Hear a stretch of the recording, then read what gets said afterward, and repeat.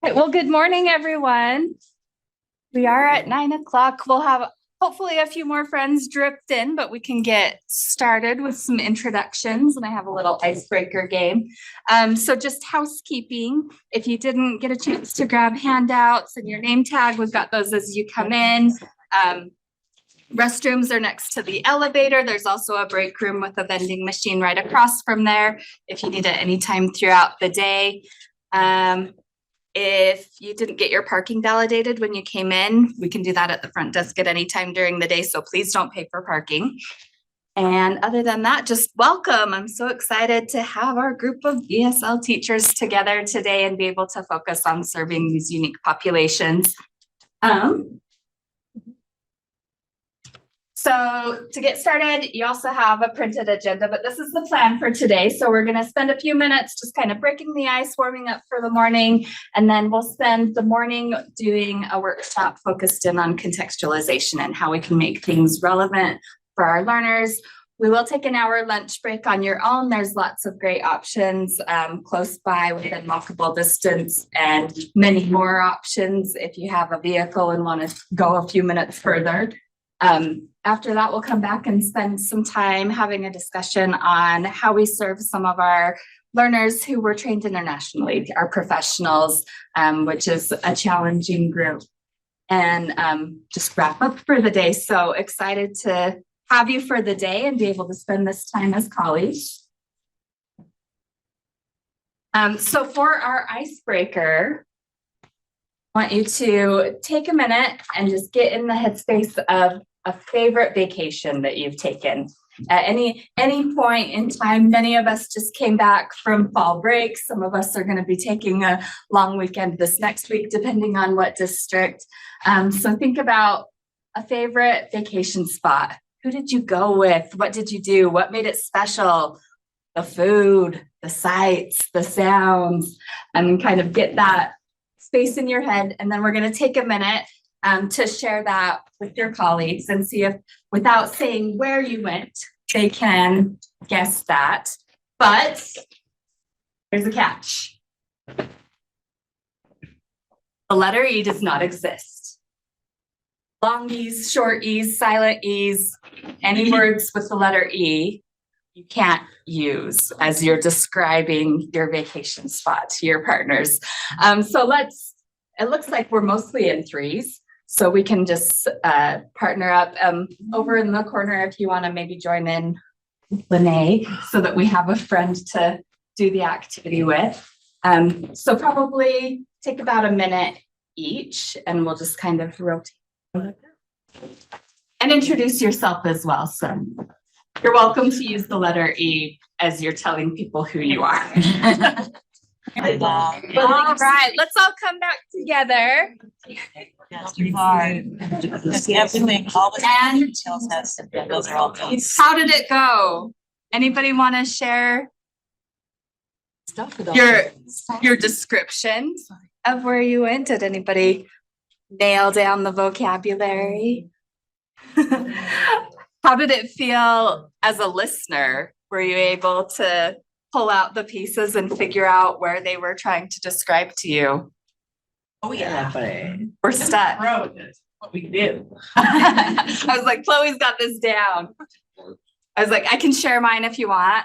I took my kids to a land of building blocks by a sandy oasis. Nice. I had to think about that ahead of time. I cheated, like I knew what the activity was, which was where? Yes. So, a favorite memory of when my kids were little. So how does this activity help us relate to our learners? You're very hesitant for fear of saying something and making a mistake. You know, you just don't want to make a mistake. Yeah, like I have the vision. I know all the things I want to say, but the right word isn't right there. All right. Well, so mostly I just wanted to kind of break the ice, get us talking, get us brains going this morning. Feel free to steal the activity because I think it's a fun one. And I'm going to introduce our guests today. So we have Kaylin Hamilton, who's a workforce development specialist with Safal Partners, previously from Penn State University. Yeah. And Dr. Blair Wilson-Toso is an ESOL specialist with West Med. They're here from the EARN project, which is a federal initiative of OCTAE, which is about enhancing access for refugees and new Americans. And so we want to learn all the strategies of how we can support our friends and neighbors in building their linguistic, economic, civic needs as part of our communities. So I will let you guys take from there. If you want to do any more introduction, you are welcome to. Thanks, Joe. And I will get out of my slides and into yours. Although I have to say, the last time I tried to bring it up and close it out, I shut out the whole thing. So hopefully that's not gonna. All the things. Super. Thank you. Well, welcome. I know Kaylin and I were talking about whether we would be truthful about our favorite memories or whether we would make that activity more about something that we could do with no ease. So we did a lot of experimenting. Cool, and definitely a struggle to find the vocabulary to do, which fits well because we're talking about contextualizing instruction in ILCE activities. We'll do a little bit of context setting first, and then we'll move into some of the other activities. It is going to be an active presentation. We'll do some talking, but a lot of times we'll be asking you all to reflect on your experiences, bring your own knowledge, ask questions of each other. We tend to do workshops that are certainly information that we bring, but we recognize that everybody comes into this room with their own expertise and their own experiences, and you all know your local context better than we do. So we ask you to do a lot of sharing. There's a lot of incubation that goes among teachers, and we don't always have that time to do that. So we build that into it as well. So really quickly, what you have several pieces that hopefully you picked up. Did everybody pick up the handouts as they came in? So quickly, the spotlight and the student scenarios group, you can hang on to those. Those are for the afternoon session when we're talking about internationally trained professionals. What we're going to do this morning is we would like to use the contextualizing instructions in IELCE activities. This is basically where you can take notes. It's all of your prompts. It's the activities are contained in it. So there's that. And then one of the activities was not included in the contextualizing instruction in the IELCE activities. So that's your other handout, and we'll signal when you want to use that. That's just sort of a lowdown on the papers.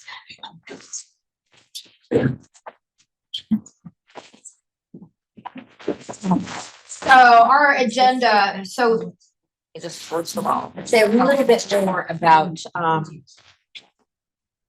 the project, and then we'll go back to introductions because we'd like to actually know who's in the room. So bear with me a minute, talk a little bit about the project and why we're here, and then we want your roles, who you are, possibly expectations. So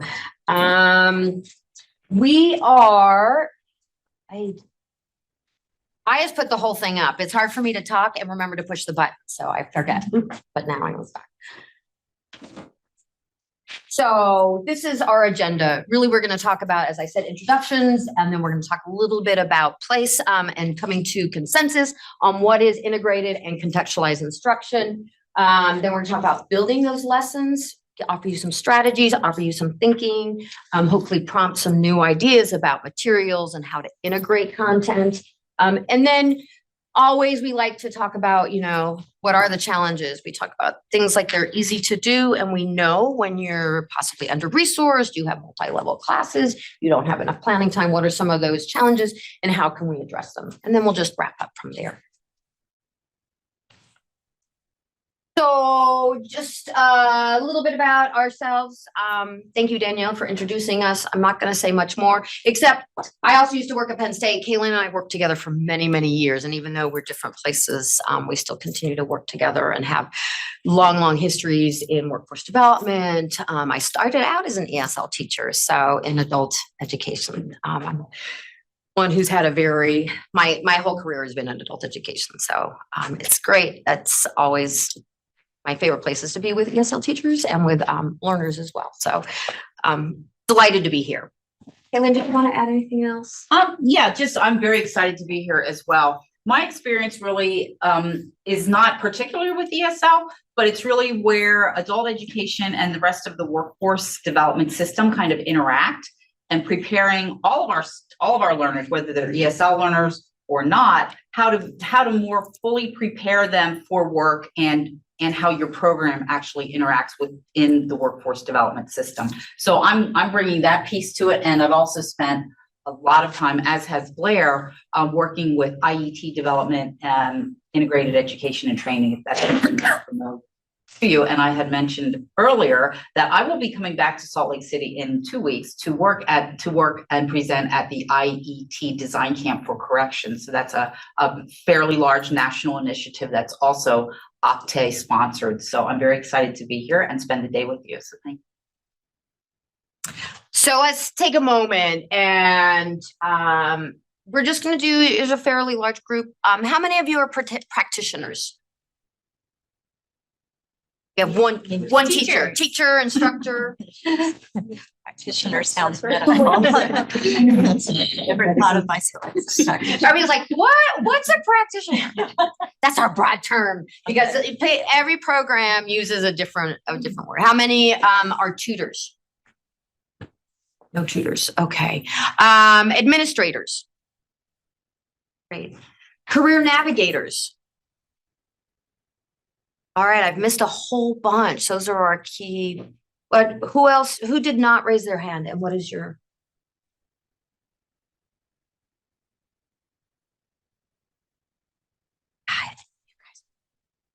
Hopefully we'll get a little going because as an ESL teacher, as you all know, I'm really good at calling on people. So I'm just going to have a couple of people introduce themselves. So can you tell me who you are and what program you're from and your general student population? Yeah, my name is Zoe Price. I work with the Asian Association of Utah. I teach our level 1 class. We deal with refugees mostly. And so I work with students who have come in either not knowing how to read or write in English or can say their name and maybe like where they're from, and that's it. That was the group that I first started out to take. Then in the afternoon, I would have the internationally trained professionals who were Russian emigres. So really interesting, which is why I'm always cognizant about. Yeah, it was like, it was very interesting. It was a really interesting space to be in. But it is why I'm really particularly attuned to how complicated ESL can be, right, in teaching it. Thank you very much. Can you introduce yourself? My name is Dustin, teach out of the prison, social studies teacher, and then this year I picked up hours with her.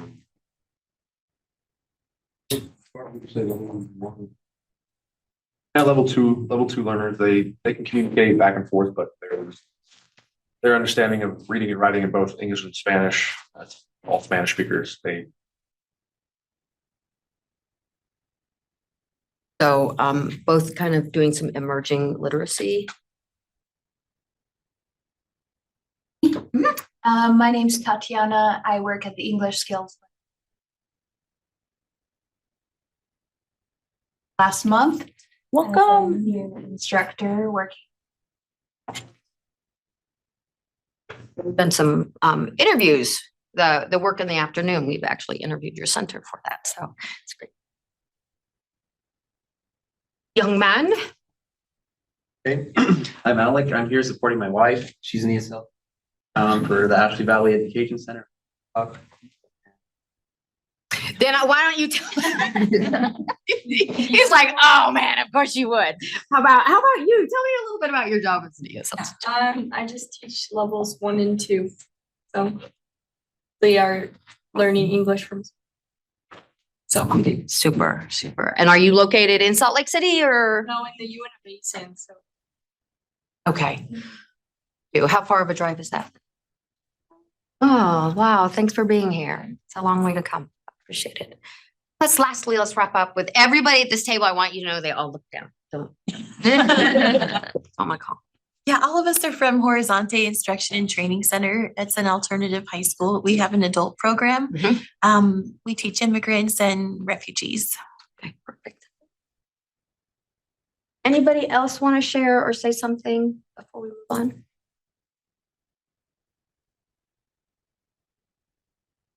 So project information, this is where we give you a spiel. We are what is called Title II funded we're with a Title II funded programming out of AFLA, Adult Education, out of the Workforce Innovation and Opportunities Act. It's Title II, where a lot of they're the largest funder of adult education. I know that not all of your programs are Title II funded, but you may have a braided funding.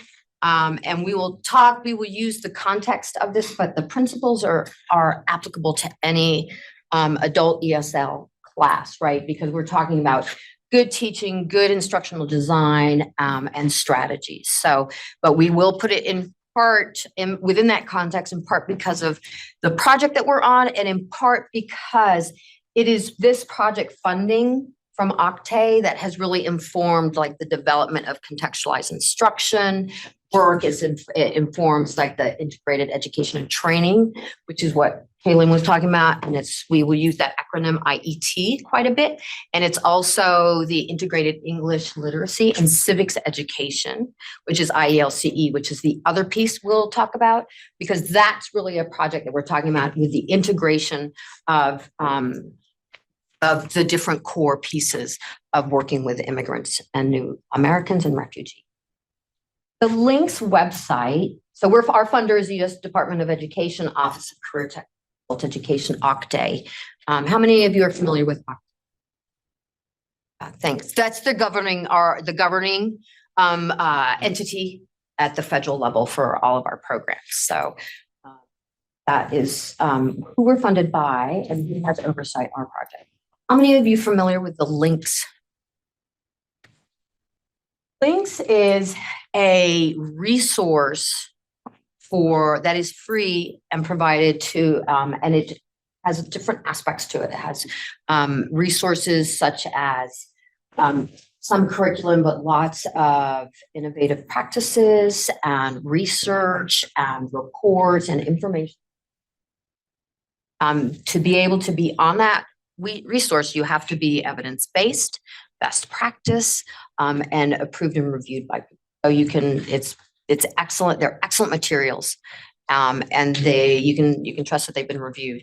They also house our projects, which are under federal projects. And we have the EARN project has a slew of resources, inclusive of what all of this, like the contextualization piece, contextualization information, and some resources to build upon. We also have ones for civic integration or economic integration, and we'll talk.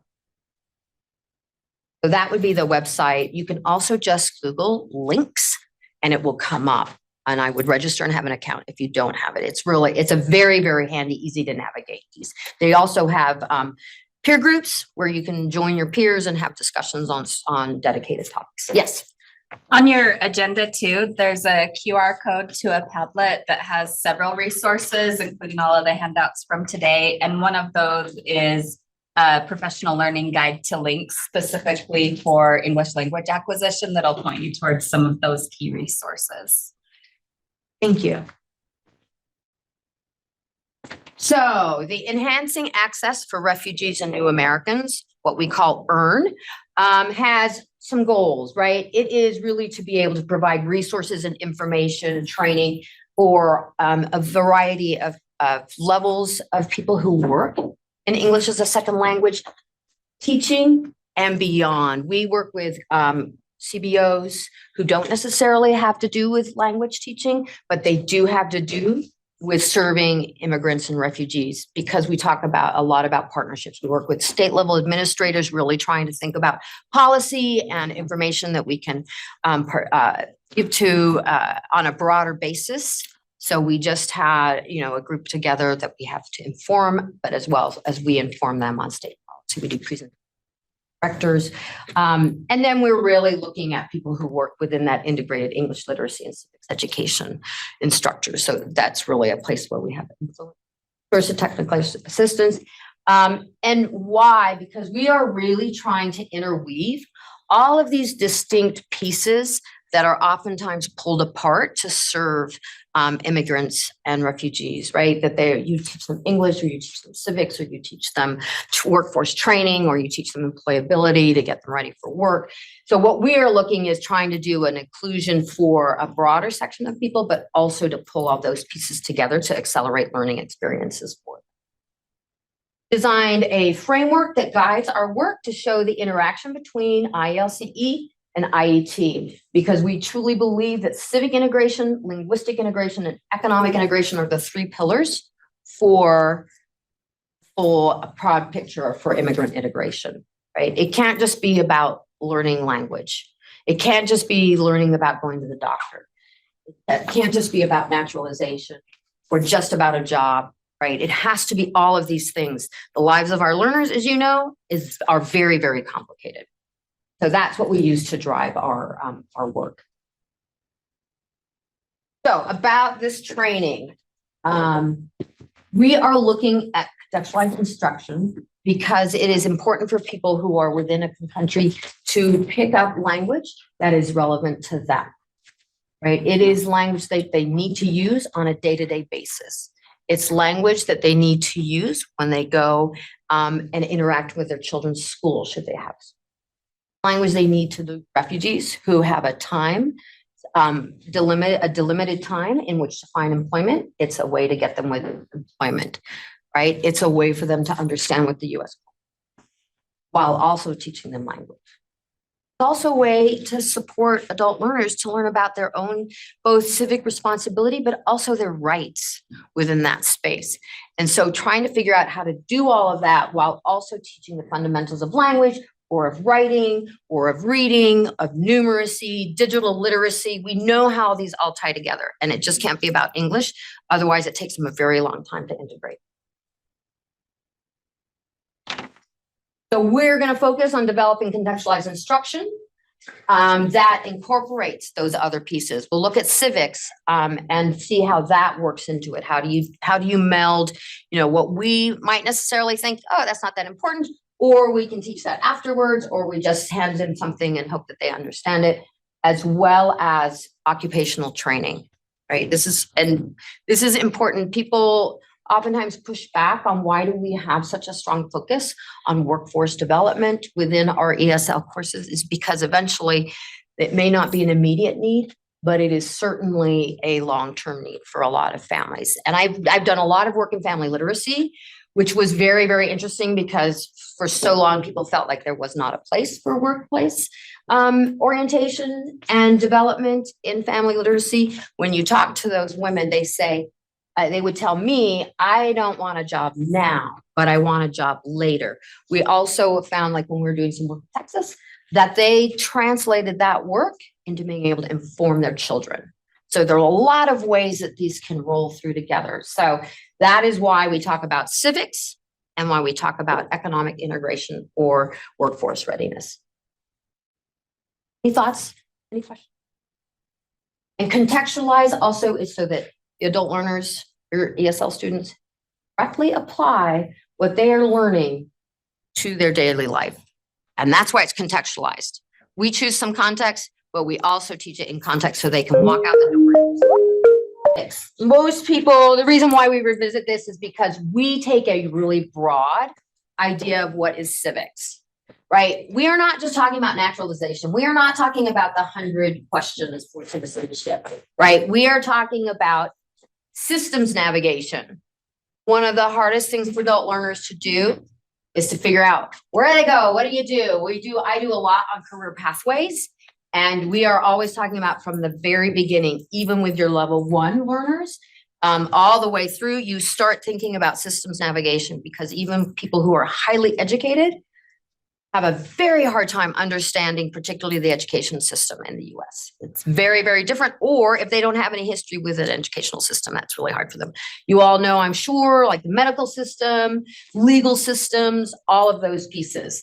I'm sure the correction system is, I just was suddenly thinking, I never talk about the correction systems, but that's incredibly difficult. I mean, Kayla and I have done re-entry work, and it has not been with language learners, but I just suddenly flashed on how difficult it is for native speakers who have navigated the system. And then I just thinking, wow, in the correction systems, that's incredibly difficult. It is certainly about preparing for citizenship. When we say that that's not, the only thing, that is not to erase that. There are huge benefits if your adult learners qualify for citizenship, and that is a route that they take. It is an excellent route because you have many more opportunities and your life will be much more stable if you are a citizen in the United States. So that is not to say it is not important. It is just part of it. And then understanding specific civics skills. And this we talk a lot about is immigrant inclusion as a two-way street, right? This is about providing learners with opportunities to become engaged in their local community. If you've done any work on volunteerism, that is a really key piece for adult learners, your language learners, to learn language, skilled, and also to have the sense of having a value within their local society. Having done some work with this, adult learners, the immigrants and refugees I worked with and interviewed, they talked a lot about the fact that they always felt that they were being given, and they were given the opportunity to work on a service learning project. And they said they felt more of a community. They could interact with people. They had a stronger sense of self, as well as a sense that they weren't always taking, that they could give back. So helping them understand how you do that, those specific civic skills. And you can tailor them for specific careers, because each career generally has a different pathway and you need to have different rights and responsibilities. You have different legal systems and structures to different jobs, right? If you think about CNA, there's a lot of legalities around being a certified nursing assistant. Talking about being manufacturing, OSHA, and all those kinds of things, right? So there are different ways of understanding those specific skills. So when you're done here, we hope that you'll be able to describe the contextualized instruction, recognize some principles of adult learning and ESL theory and methodology. Some of this may be a review. Some of this may be new to you. We hope that it'll be at least a balance. And if you would like something that, feel free to speak up. If you have questions because you don't understand what we're talking about, or if you have questions because you already know everything that we're talking about, let us know. We don't have a problem with that. We're happy to engage on whatever level that you all would like to contribute. And then describing some key elements of the contextual model of instruction. We are going to talk about ILOs, integrated learning objectives, because this is truly a strong strategy for contextualizing your instruction. And then developing contextualized instructional content, right? There's always that you can develop something, but then you have to find out how you're going to use it and what materials. I didn't know we had so many learning objectives. I forgot. And then we'll talk about those challenges that we discussed earlier.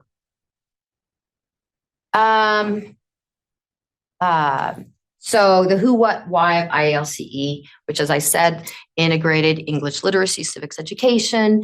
It's Title II funded. So their eligible populations are adult learners. And this was included in the last round, was that it includes professionals with degrees and credentials, which is what we call internationally trained professionals. So then it becomes more broadly about how you serve those learners. These are the services, which are also things that you probably already know. And the real objectives is what our project is about, is supporting people to become competent in English language, get the basics to function as parents, workers, and citizens, right? That's where we think about that full broad spectrum of how they need to participate and what's expected, and then to also get employment. Okay, I'm done talking. You all are going to talk a little bit, talking about integrated and contextual. So take a minute at your round tables. Thank you for sitting together. You're probably going to want to move up. I'm sorry. You can go back if you want, or you can join a group of your colleagues. We think it's great when people exchange ideas. So if you don't want to just sit with the group that you generally work with, feel free to switch it up. I think it's a great way to learn from others. But we would like you to have a group conversation, just to very quickly take a minute or two. You can use the letter E though in your conversation. And just what do you mean? What does integrated mean to you? When we talk about something that integrates civics, English, and employment or workforce preparation. And I'll just jump in here for a minute. In the participant guide, we're going to be doing some more of these kinds of activities. So on page 4 of the activity guide is where you can write your notes. And when we report out, it might be a way for you to capture some things that you hadn't brought up. So we'll be using this activity guide to guide some of these kinds of activities. So page 4 is activity number 1. What does the word integrated mean? So who wants to share what their definition of integrated is?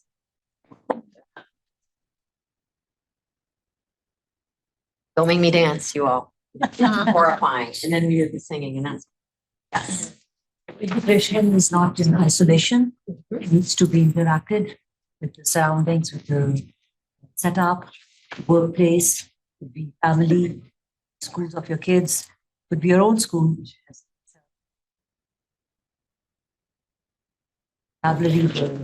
The setup of a organization, they need to have the language skills to have civic sense, like be told on that very date, not be like, half an hour or like an hour later. Understanding that there are for help, just don't want to sit and just trauma in their head, like, oh, how would I out, sure that expressing their feeling of voters that are around. Isolation, it has to be. Yes. Anybody want to add anything? Yes. I really think it starts in the classroom. I think that it's very important for me as an educator to create a sense of classroom so they get connected there. And because I teach level 5 and 6, I feel that it's very that I'm following right now to get everything that you just mentioned before in the civic system and start to steps to be part of our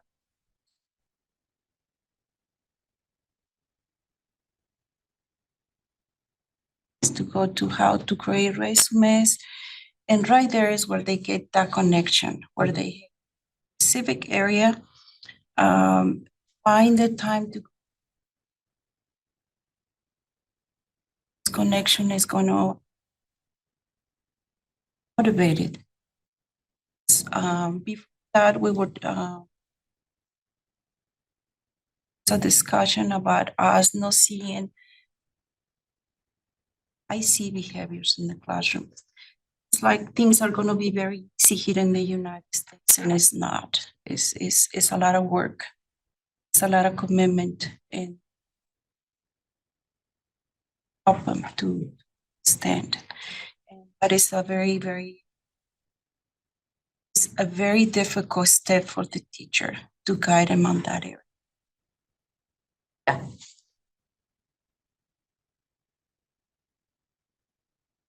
Yeah, we were talking about with the integrated concept of content and language being both objectives aligned and balanced within the classroom.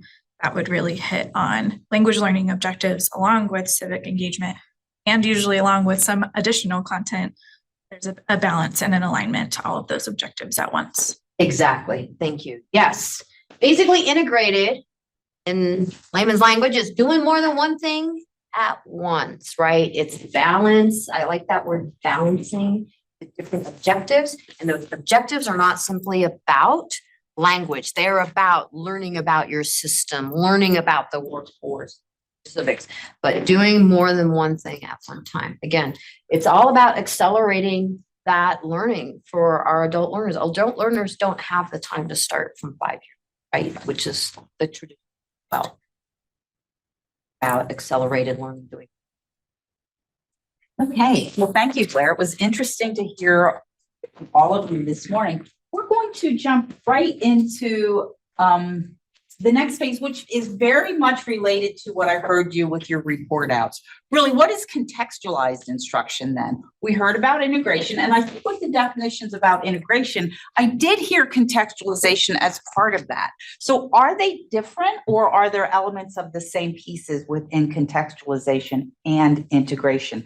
And the last person that spoke, I liked your idea of having things balanced and not teaching one thing at the same time. And we're talking about our content today, we're talking about civics instruction, we're talking about potentially occupational or workforce training, we're talking about language learning, and we're talking about adult basic education. So it's sometimes those 4 components that we are integrating together, but now we're going to also throw in the contextualization piece. So along with what you were doing for the past few minutes, I want you now to move on to page 5 of your participant guide and just continue that conversation that you were having. But now, what does contextualization mean?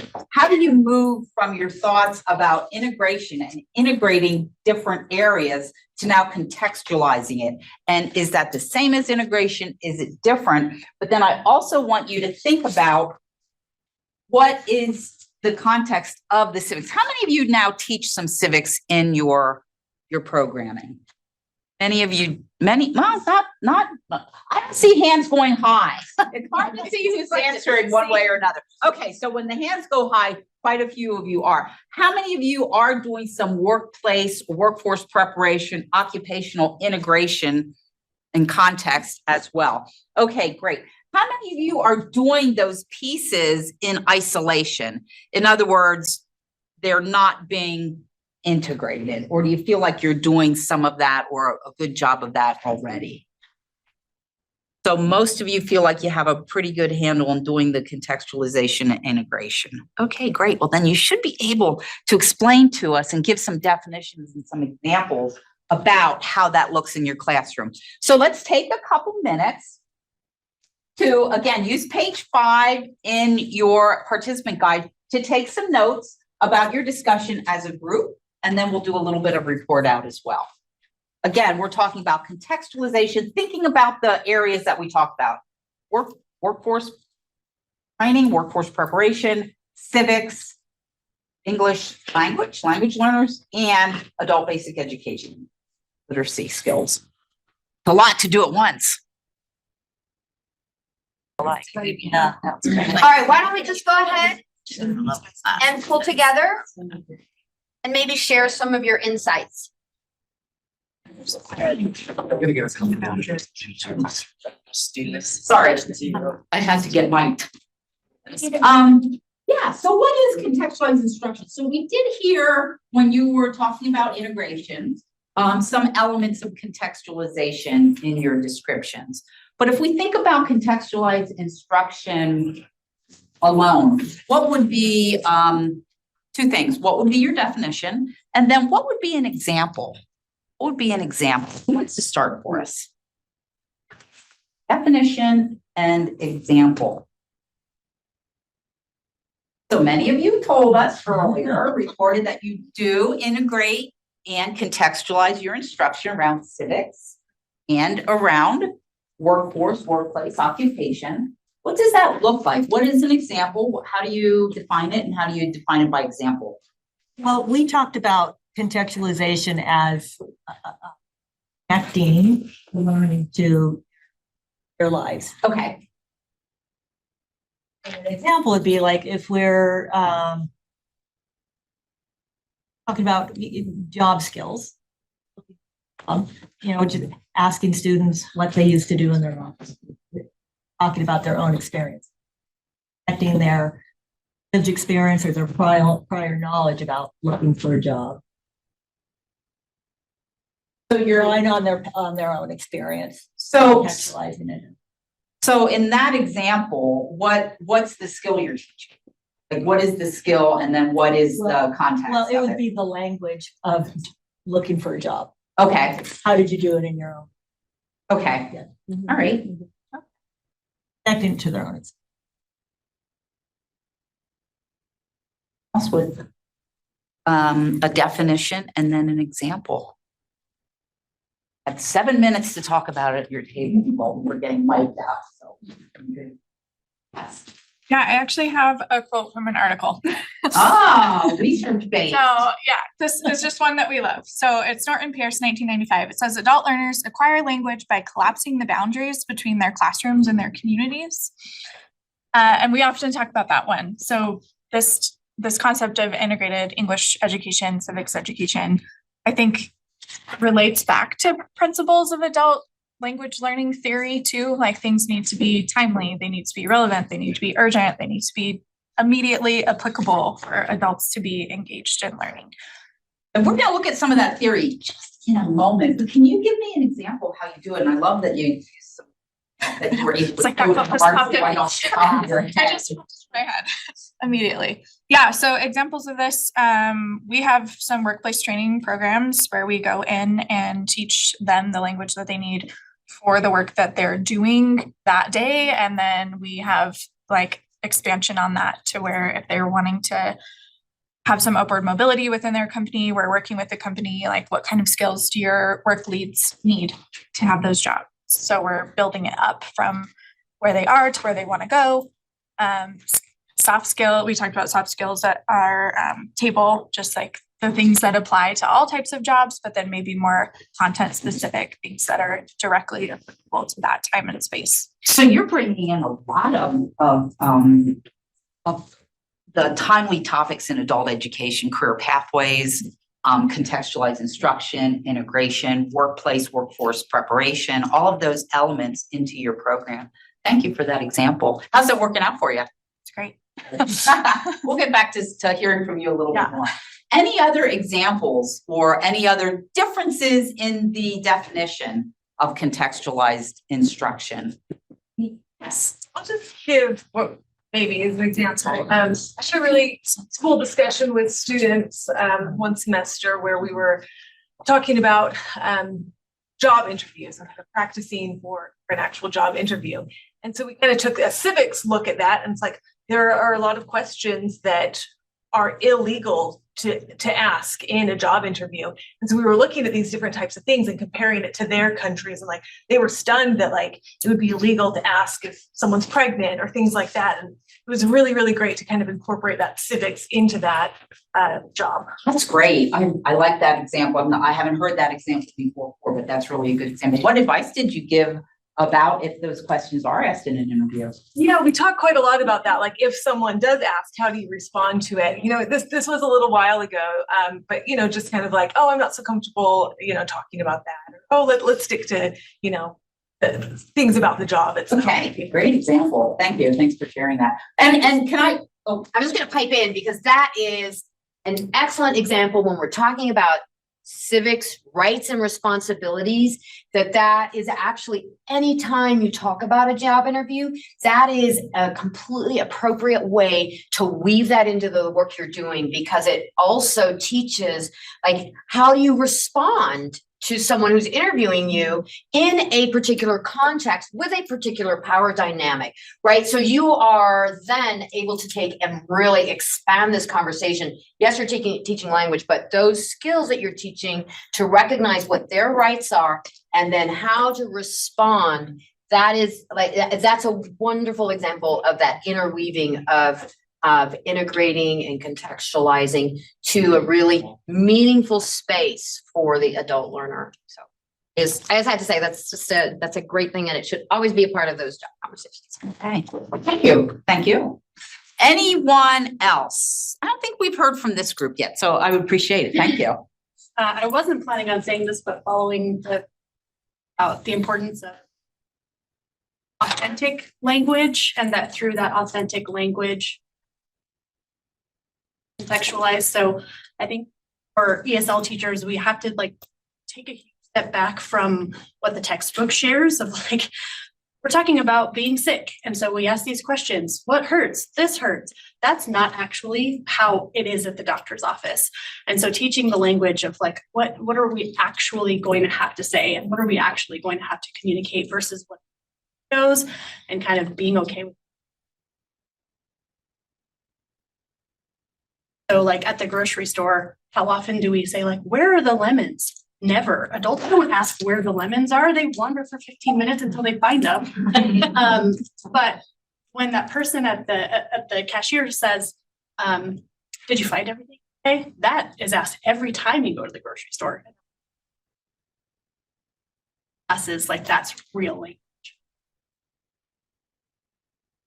That was great. That was a great example using that authentic experiences. The other thing that I'll chime in here about when we talk about authentic, how often do you use authentic materials, right? Not just the language, but when we're talking about workplace, when we're talking about interviewing, we're talking about teaching people to be prepared for work or the kinds of things they'll experience or encounter on the job. Where are you using those kind of authentic materials, which is contextualizing then your instruction? How many of you do? How many of you do incorporate authentic materials, not just language? Many of you. Good, glad to hear it. How many of you do it with your civics instruction?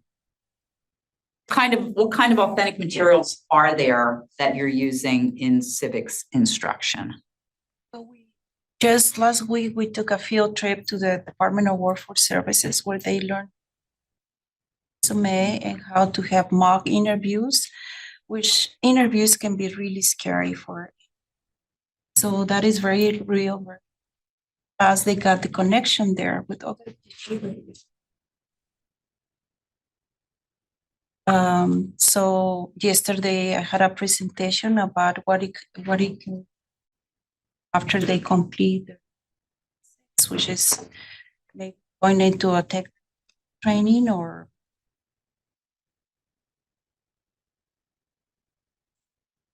So they had that, and so it's very authentic. Okay, thank you. Anything else before we move on? Well, I did, Blair, did you want to add anything? She usually does. I know, I'm a big jumper upper, sorry, no. So getting back to the little bit of research and talking about the principles, we did want to share with you these 6 principles of exemplary teaching in English learning. So I'm not going to read these to you, but I'm going to ask you to read them, please, to yourself. Just take a moment to read them, because our next thought about these, really look at these and how it applies, how it's applicable to what you are doing in the day-to-day. How many of you are familiar with these principles? Oh, you people need raise and raise, pretend you're reaching for the star. Okay, some of you are, some of you aren't. So it's interesting to note that you're probably doing these things, but didn't necessarily know that they are, in fact, the 6 principles for exemplary teaching of English learners.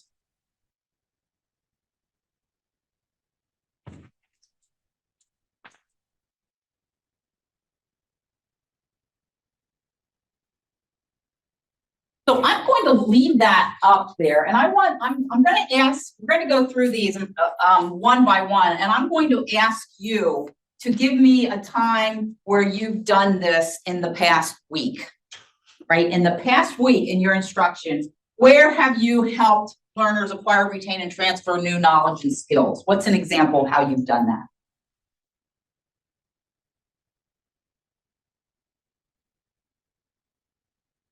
Is it easy to separate these out? Or does it just become part of what you do and you can't really separate them out because they're all integrated into the work that you're doing?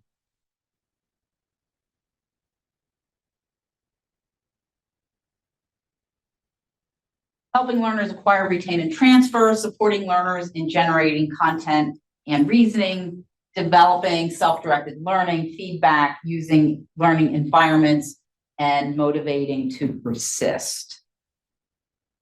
that different?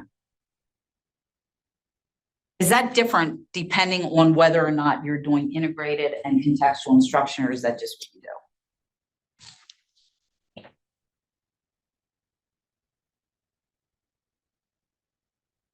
Thoughts?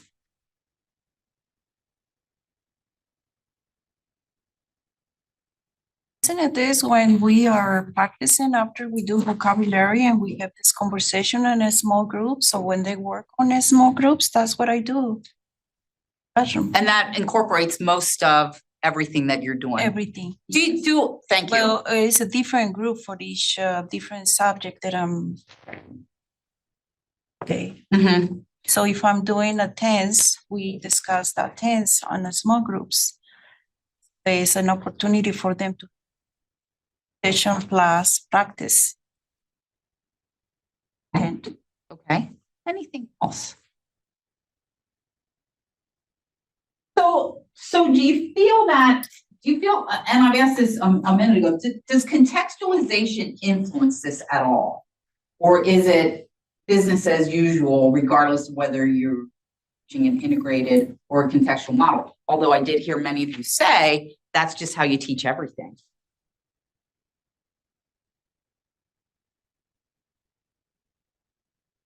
Ideas, any thoughts on that?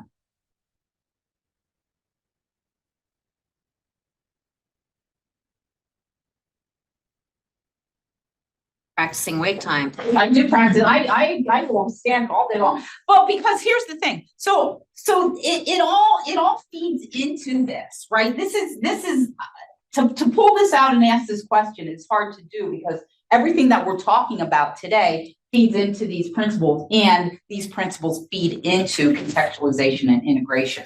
So the research piece of it, just like you brought in what you learned from an article, the research piece of it informs what we're doing. But how does it inform it? And many times what we're going to talk about for the remainder of the day is that you can define things through example, right? And your example was a good one. So how do we, and actually the next piece of this presentation really looks at, looking at page 6 in your guide and having this discussion again in group, but we've just spent so much time doing that. So I thought that instead of doing it that way, we might be able to have a larger, richer discussion just by not breaking it up into the group and maybe capturing your notes in the participant guide. So is there anything that, that you can look at this list and think about how this informs what you're doing, or how what you're doing aligns to those guiding principles? Yes. I think it's what you said earlier, that without us actually knowing we're doing these things, we're already doing it. Having a discussion how different it is in corrections, how we adapt the whole entire lesson, how it would benefit the inmate better. Our lessons of jobs that they have within the prison. Those are not going to get out, and when they get out, they'll probably be deported. How they can better benefit them later on. So that your class, whether or not they use all of those elements, you've been teaching them pieces that will be beneficial to them. Correct. When they leave. Great. Yes. I have goggles in my classroom. I put the students on them and they do like. Oh, okay. Them. So they are inside the. Okay. That way. Virtual reality. Yeah, they are virtual reality. How do they have? That's great. I love to hear There's a lot of programs that you can put them in a situation where they go for a job interview or National Geographic or whatever program you like, and they have to interact with the machine. And I'm very interested in hearing how that works. What do you do before they put on the goggles, and then what do you do after to support that piece of it? Has different programs, and they can decide which one to use that day, because I have only 2 and I have like not all of them using at the same time. So they can choose and they put themselves in the situations. Mm-hmm. I don't choose for them. And then what the programs? And then so how do you reinforce, or how do you prepare them for that? Like, what is the lesson around? Well, depending on what they choose, like if they chose to go to the grocery store or to the supermarket or to a job interview or whatever it is. After that, they have to tell the others what the experience Okay. was, and they have to retell what they learned and how does it work. So they tell that to their peers in the class. They do it that way. Okay. And what are you looking for then as an instructor? What kinds of things are you looking for when they're doing that? To see if they comprehend, Okay.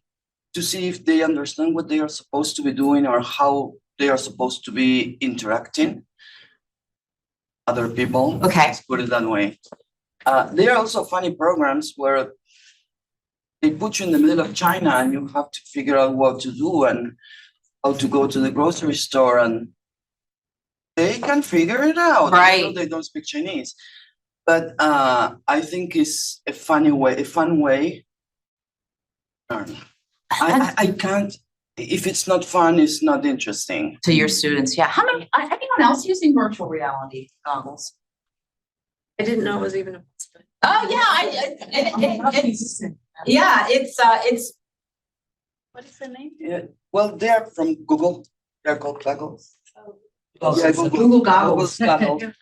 I don't know what they're. Yeah, no, and I've heard, Call them goggles. you call them goggles? Yeah, well, that's what they are. Yep, they're. Yeah, you may have seen, people reaching. It's actually really funny watching the person use it because the other people don't know what they are talking about or what they are doing in the virtual reality, and it's really fun. Oh, thank you. Thanks for sharing that. Did you have a comment? Yeah, change of subject. Yeah, I'm switching back because we're not gonna get back to, you're the first person I've heard that actually uses that in classroom. Yeah, I just wanted to pull out that third bullet point of developing metacognition and self-directed learning. I would say this is something I focus on a ton, in particular, the self-directed learning. This is like a huge focus of my class. And I feel like I'm really trying to do more of the metacognition, not always like to great effect. Like I have my students do a lot of projects, but then they want me to like tell them how it was. And it's like, no, I want you to tell me, I want you to analyze it. So we actually just finished a project last week, and I'm really looking forward to seeing like, basically there was a big homework assignment of them like evaluating the project, evaluating themselves, evaluating other students as well. And I'm really looking forward to tomorrow to seeing what that feedback is going to give me. Metacognition. I'm gonna add to that because I think that that's a really important one because it captures a lot of like that transfer of new knowledge and skills, right? The self-directed, the metacognition, providing feedback.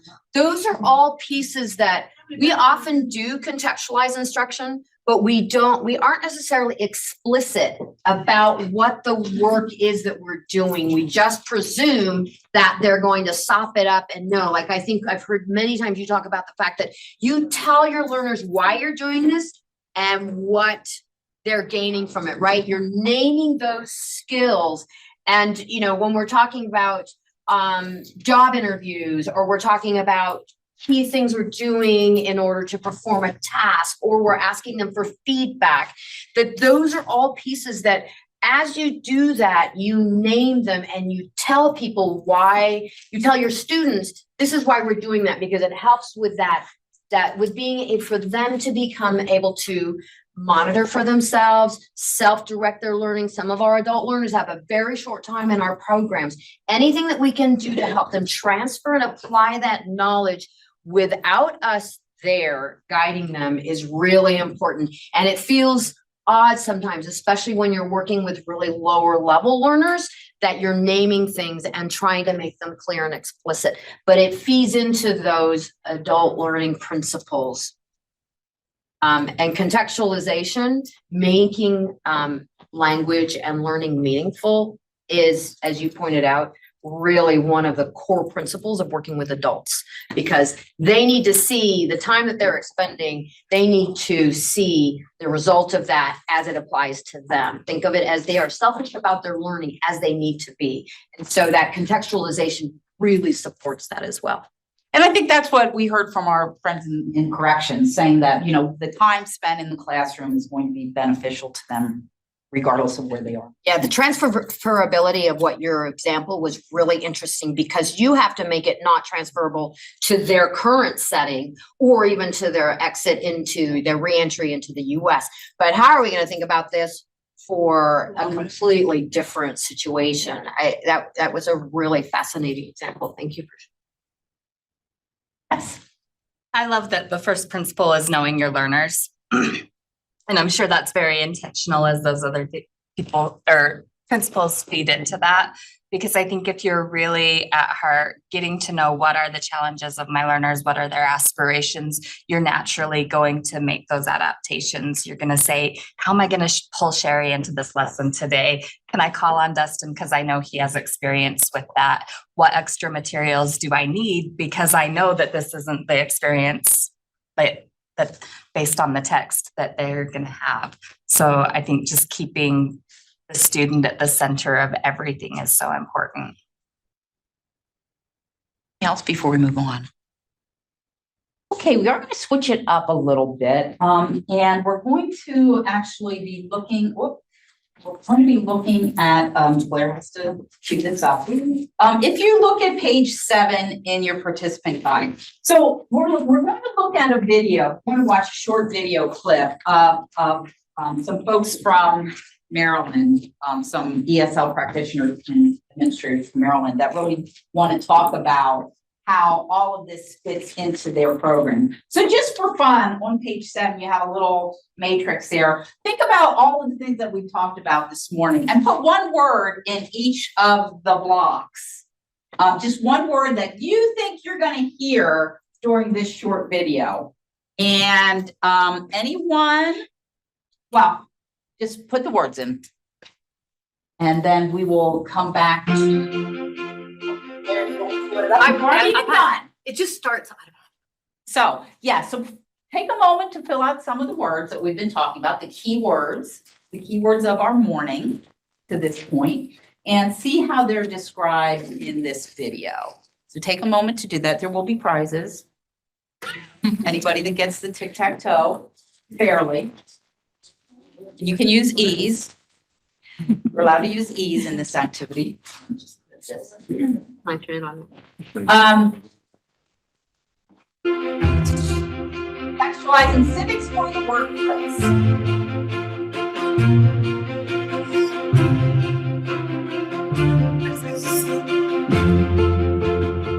At Montgomery College, we always look at what the learners need in the classroom in order to succeed on the job. Pharmacy tech was developed much like many of our other programs. We looked at the labor data and saw that it is a field where students with a short amount of training can quickly and easily get jobs in that field. And there's also a lot of room for growth in healthcare.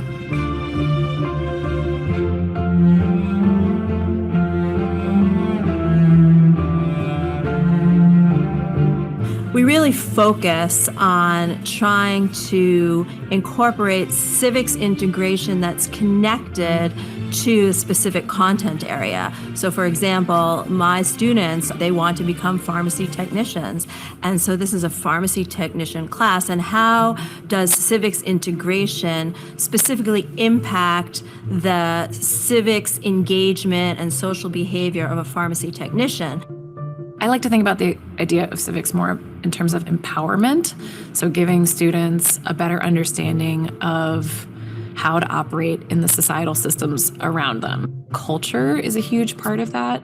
And I think culture gets woven into pretty much everything. So, if the task is get information from customers or patients, then they have to do it in a culturally appropriate way or a workplace appropriate way. They have to do it without asking questions that violate someone's rights, for example. The goal is for the students to feel that they have a good understanding of their rights and responsibilities in the workplace. With the healthcare system, or with pharmacy in particular, we do have to start with the larger healthcare system. That's a big topic, right? But we broke it down into its sort of basic components: payers, providers, patients, Medicare, Medicaid, and then the pharmacy, the pharmacy technician's role within that larger system. The laws, the rules, and there are many policies that pharmacy technicians need to understand. And so how do we do that? Through a lot of role play. Pharmacy technicians need to communicate with lots of people, with patients, with pharmacists, with other pharmacy technicians, with doctors over the telephone. So we practice a lot.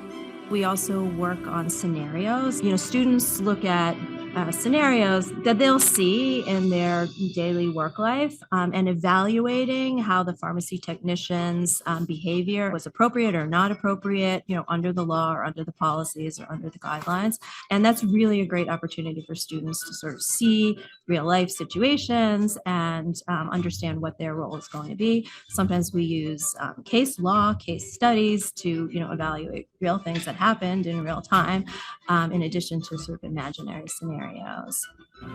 My advice to other curriculum developers would be to try a backwards design approach and focus on the end goals. So think about what students need to be able to do to get the job and to be successful on the job, to keep the job.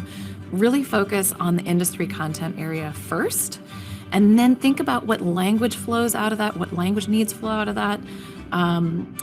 Break that down into different components as needed. And then also think about the civics and the cultural aspects and the rights and responsibilities that all flow out of that actual performance on the job. I think understanding your place in a society is really important. And by introducing a civics component in an ESOL classroom, students are really able to start to learn where they fit.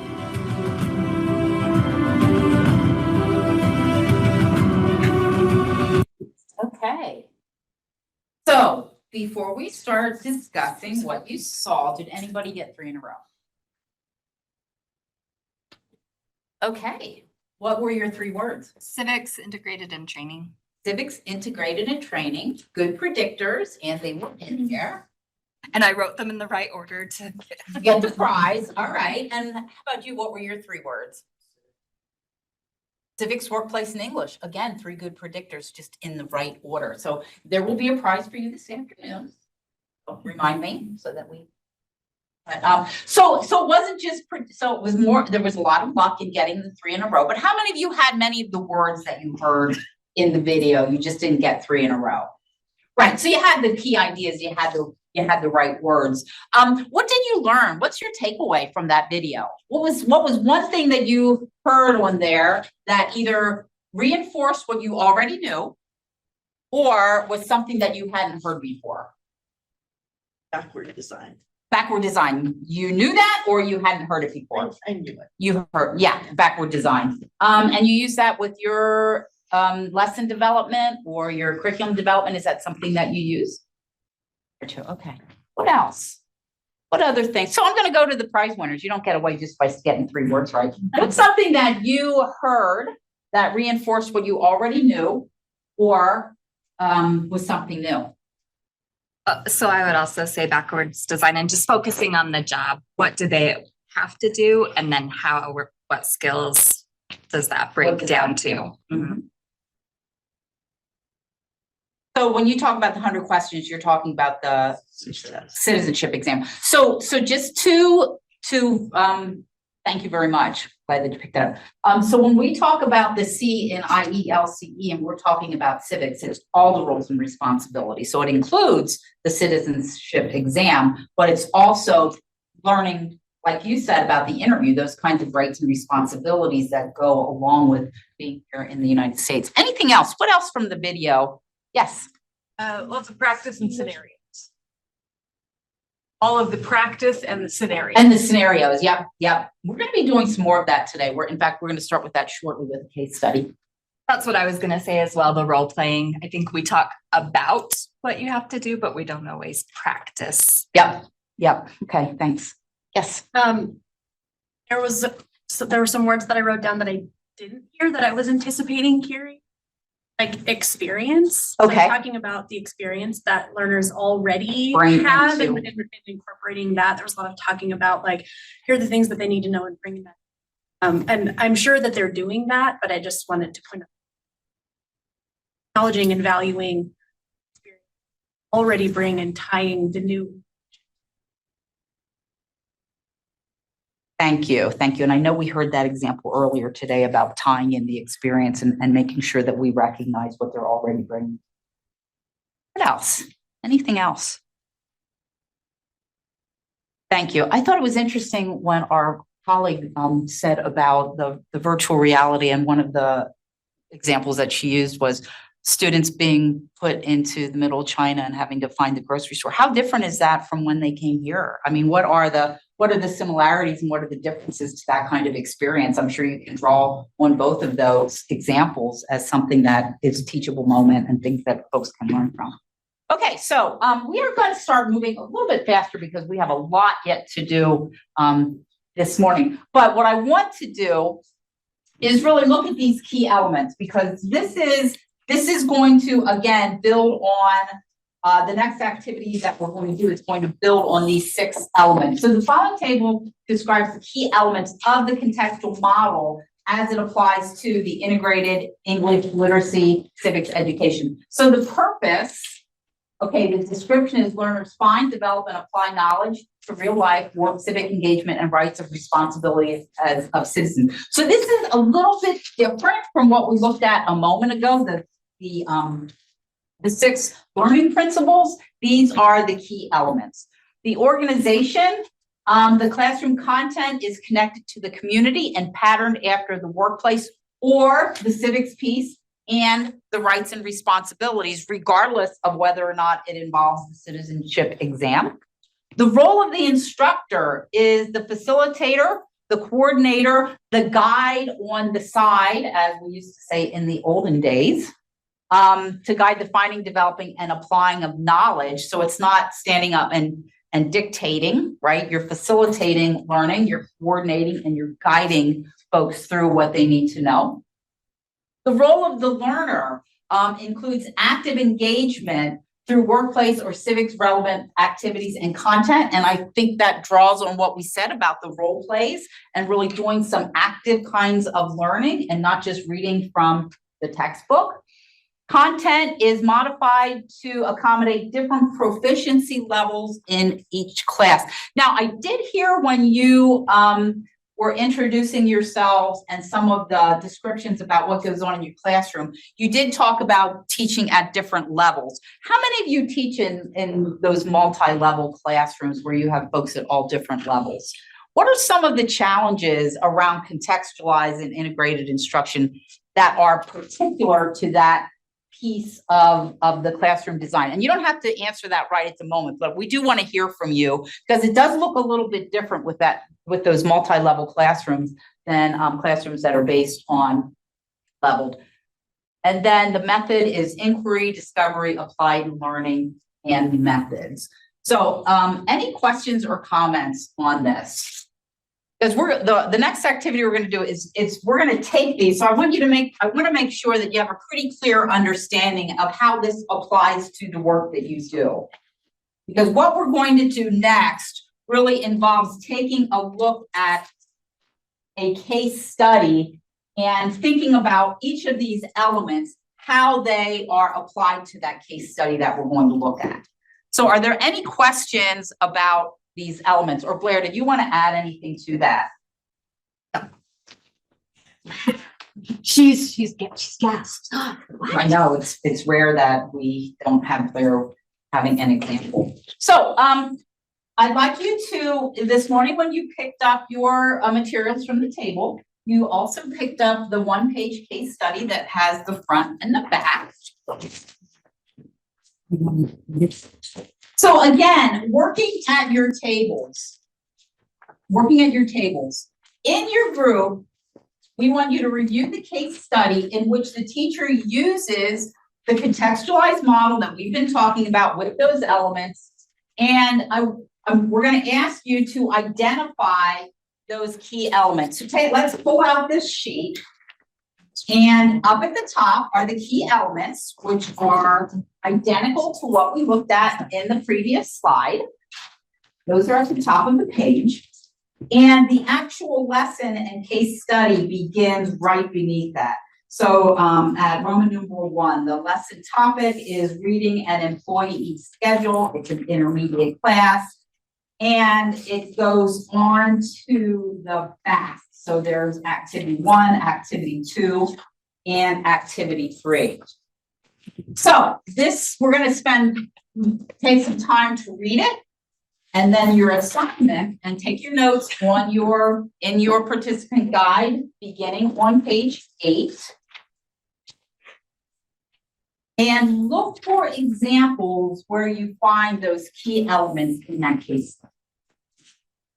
Any questions about this? What do you think of that case study? The lesson that you think will work with your students? Yes, yay. What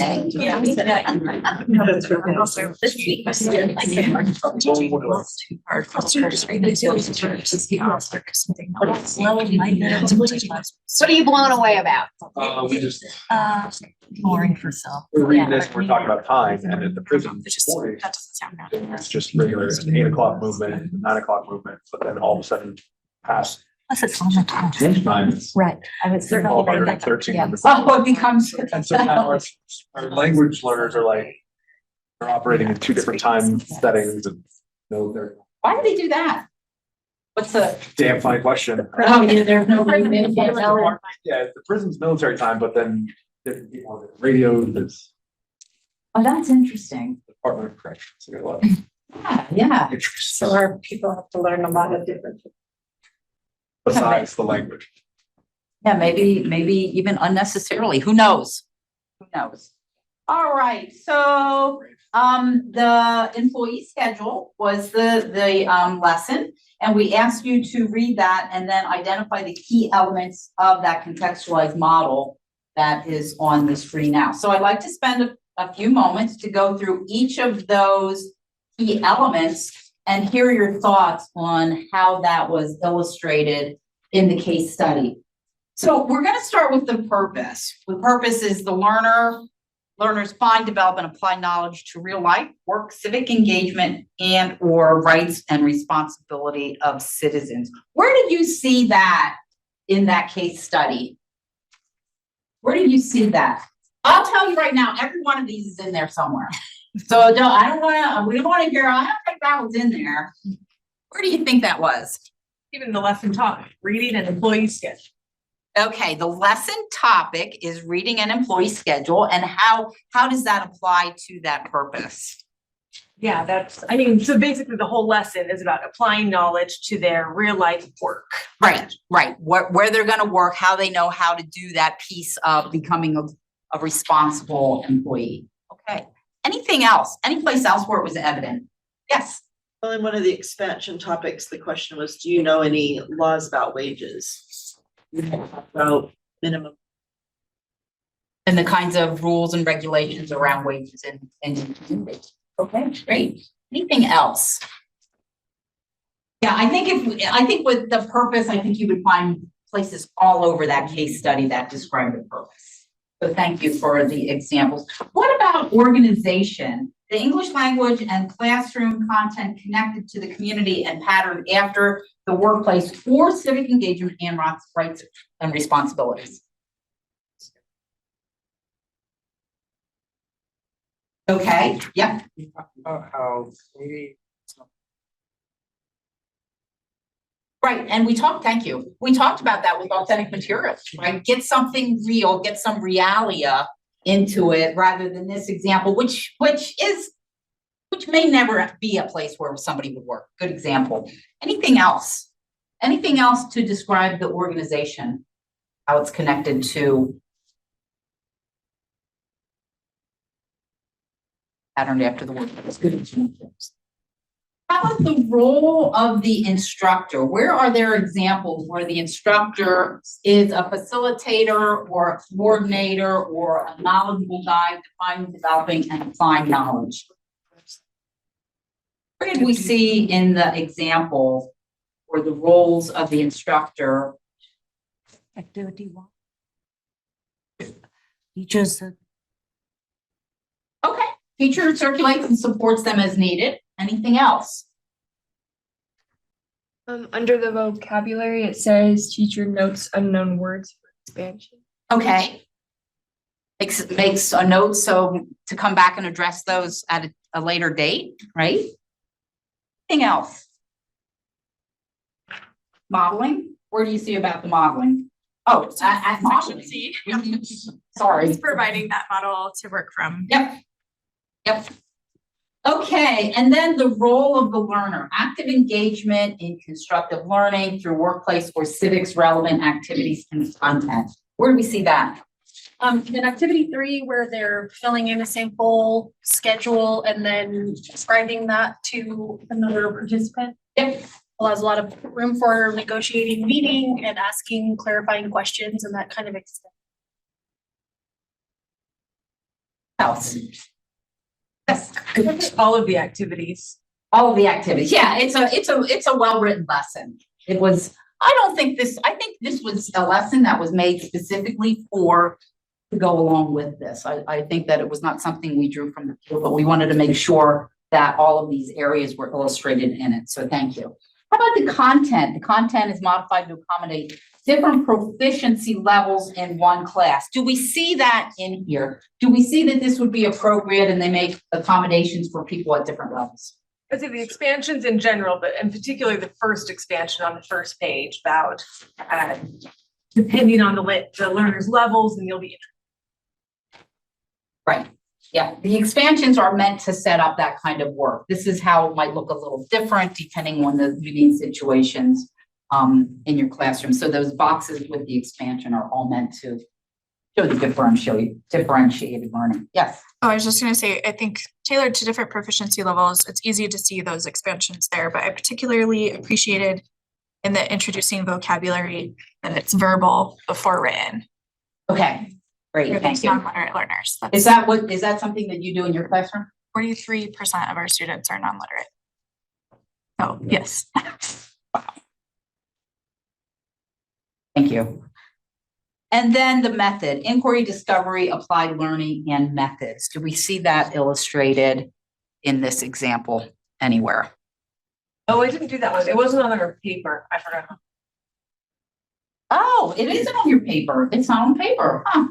Well, take a moment. Make a note of that. We'll make a note of that. We'll make a note of that. We've done this before and nobody's ever mentioned that, so thank you. Inquiry, discovery, applied learning, and methods. Not actually on here. Oh, yeah, it's not listed as number 6. You wouldn't have caught me off guard. I would have said it was designed that way, but. How about it though? Do we see any place where inquiry, discovery, applied learning, and methods is evident in this case study? It's really clearly laid out in that order that you're connecting the background knowledge by doing some inquiry and asking questions, allowing some discovery through interacting with the sample schedule, applying by creating your own, and then they have those different activities. I think you're right. I think that's a good way to scaffold and build on what we already have. Questions or comments before we move from the case study? Do you find that kind of like having case studies in here is helping with, the video and the case studies? Is that working for you? Works for me. So. And I'm curious, as people build their lesson plans, like how many of you have a checklist or have been able to just become an innate process that you incorporate sort of these elements that to look for that, right? It's easy to identify them, but it's a different thing if you are going to be building your lessons or building across the week. Like, do you use something like this to guide the work that you do? Have some boxes and some lesson planning. Like how will learners demonstrate? And how will you check comprehension specifically? Have that actually be filled in. Okay, great.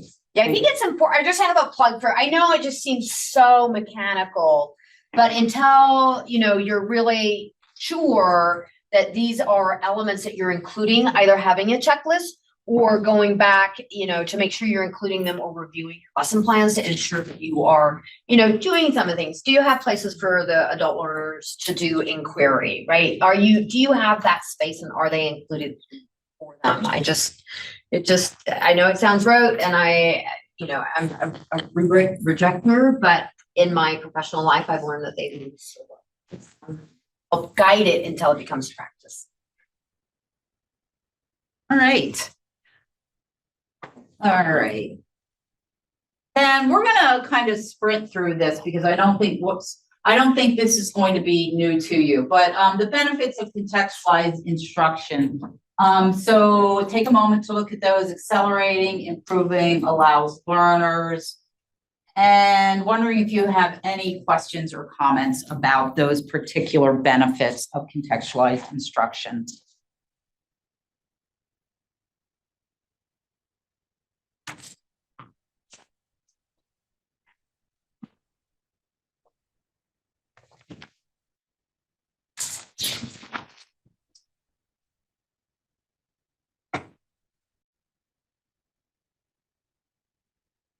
All right, well, I'm going to leave those up there. We're gonna take a short 10-minute break.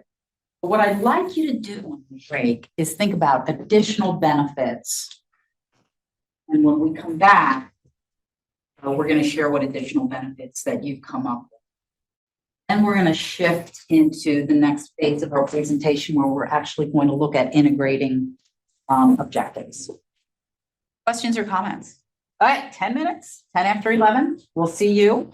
If you don't come back, I'll come looking for you. I'll send Blair out looking for you. And we'll see you in a few. Thank you. Okay.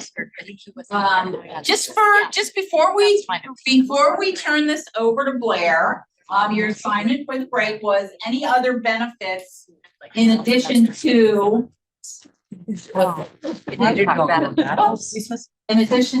three that we have listed. Anyone else? I know that was high on your list of things to do during your break. Any other things that come to mind? Yes. I put allows learners to support their families and their communities. As they're able to like share what they learn outside of just themselves. I love that example. Thank you. Thank you. Anything else? Okay, so we are going to now make this a little more relevant rather than so theoretical. Is that a good way of saying it, Claire? Yeah. Okay. Do I have to do anything? Just talk. Oh, sorry. We're just not ordinate here. I'm just gonna take it home. It's a little sore. Alrighty. Okay, so we are going to go into designing and building contextualized lessons. And that are appropriate for your classroom. Well, you can tell me what's appropriate for your classroom, right? Everybody seems to be in a different context. So we will give you some basic tools, and then it would be, something you take and apply to your class, to your own design. So we are going to really focus on integrated learning objectives. How many of you write objectives for your class? Right? Well, there are a lot of places and people who don't. So honestly, there are some things require it, some programs don't require it. So we do like to talk a little bit about how you do this. I'm not sure what we've got. But about how you do this so that you can achieve contextualization, balance, the relevance, right, of all of those pieces and how they're clear and measurable. And one of the things that we talk about is that when you're writing a learning objective, it should be written so that your adult learners can also understand it. I know that's a stretch when you're working at. However, one of the things we talk about learning and going back to metacognition, self-direction is understanding what learning is for the learner, and it allows them to have some control and understanding of the expectations of them, and also what you are trying to do, right? So writing them and making them clear for yourself or whomever is reviewing them, but then also for your adult.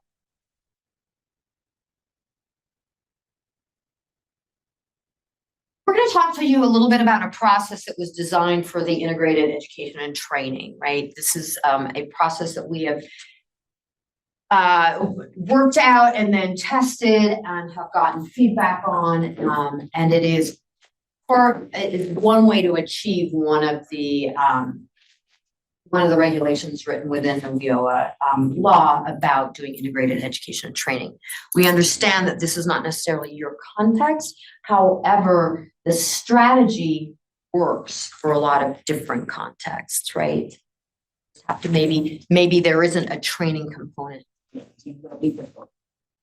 But really what you're going to do in these series of steps is you're first going to identify or revisit and create the program level goals, right? People oftentimes they talk about their class and they develop a class or a curriculum that is across time or static in time, but they don't necessarily have core goals of what you're going to achieve across a period of time. Particularly, it's easier in like the example that we saw for the Montgomery college course where it was a training there are key program goals that you're going to set for that. It's harder when you don't do it with workforce training, right? Because your goals might be a little bit more amorphous, but you should always have a place that you can point to as you design your program. So you want to revisit that and make sure that you have that in your mind as you're designing your lesson, right? And then you're going to, for example, because it was for IET, which requires a workforce training component, but it would be true for any workplace or even something that you're doing. I know that you're working. See, I found out about some of you all that you have a workplace program, right? So that when you're having those built out, you want to identify those skills. What do people need to know? So you identify those. And then you want to identify your English language skills, right? So you've got your workforce training, you've got your language skills, right? Many of you, I think you guys have your English language performance standards in Utah. Yes. Yes. So that's what you would refer to. And you would have the academic skills there as well, right? You want to identify what do they need to know for language? And for many of you who are doing literacy, what do they need to know for literacy, right? Numeracy, are you working on digital literacy? Identify those standards, be really clear about each component that you need to integrate into your class or your program. Workforce preparation skills. I know you don't necessarily have workforce training or workplace training. However, those preparation skills are similar to a lot of times when we're talking about civics, right? When we use the broad version of civics. They're called durable skills. Some people call them durable skills, soft skills, right? But they have a lot to do with not just reading a schedule or calling an employer, but how do you interact within a space and time, right? How do you read the room? How do you respond to, we talked about intrusive questions or illegal questions. When you're in a job interview, those come up all the time, right? People ask intrusive questions of particularly immigrants, right? And how do you respond to those? Those are all part of workforce preparation skills and competencies. And there's some really good frameworks for them if you don't have them within your state. And for not part of IET is the civics, right? That's part of the IELCE. But civics is key for immigrant integration. And those can be the immigrant participation, like you've talked about with your volunteers. They could be about the navigating systems, talking to a doctor, all of those pieces, but identifying those civics. These are very clear pieces where you lay them all out. And we do have like a protocol for this, because if you don't see them and you don't identify them, how do you know that you're actually doing that? How can you go and you do your checklist off of them? And that's when you develop an integrated learning objective. And what you do, it's anybody who's written learning objective, it is simply taking and looking across all those pieces that you want to include and interweaving them into a learning objective that you can identify those pieces in them. You may, for your purposes, not include all of them, but you will want to see those pieces represented in your learning objective and not as separate objectives, right? It isn't an integrated learning objective is not, they will learn the vocabulary XYZ. they will learn this skill, X, Y, Z. What you're doing is talking about how do you interweave those so that my reading that integrated learning objective, see how you've contextualized and created these different. It's evident to me that you are talking about doing a community volunteer project, and they are going to have the skill to integrate and ask questions of someone in my volunteer position, right? You articulate it more strongly to the exact setting you're doing, right? I want my learners have to, thinking about, they are going to use military time with the appropriate person in order to express X, Y, right? You're really getting specific with what is identified as your core goal. And then from there, it's really easy to build out, like once you have that integrated lesson, you can build out, if you're doing manufacturing, that you're going to do a scenario where you're going to do, talking about a pair share, or, right, this is, you have to explain this, you have to order this. You can build them out. It's very, very easy because you're always using that as a point.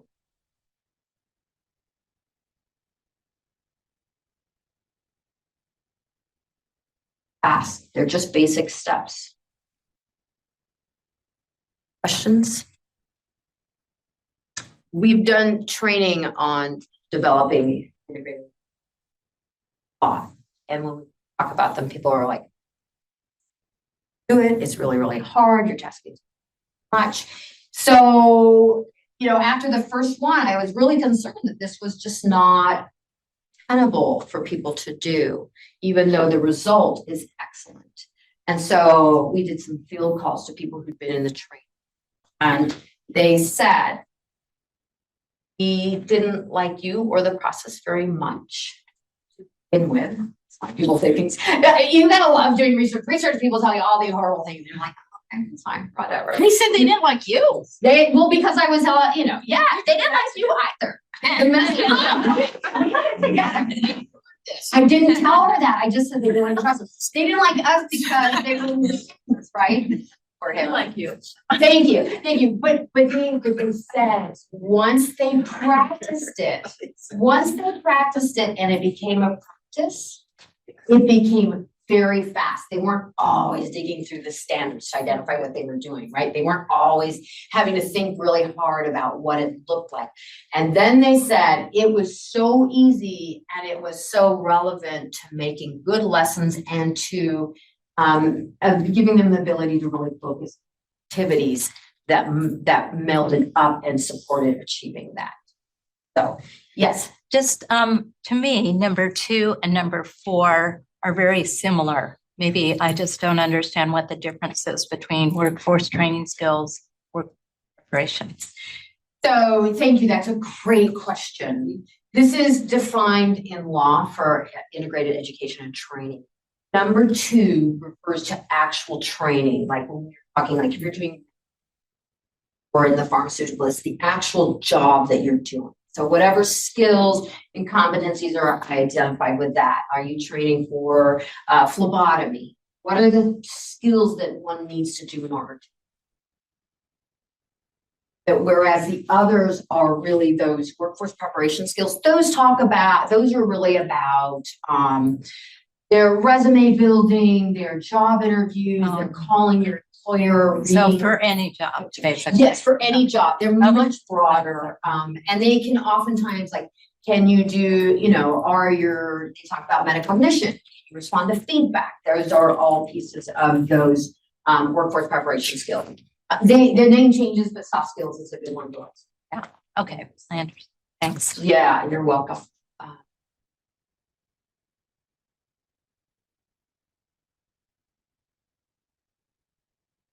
The reason why it's important is when we're talking about, especially like things when you're just doing, or you're doing life skills.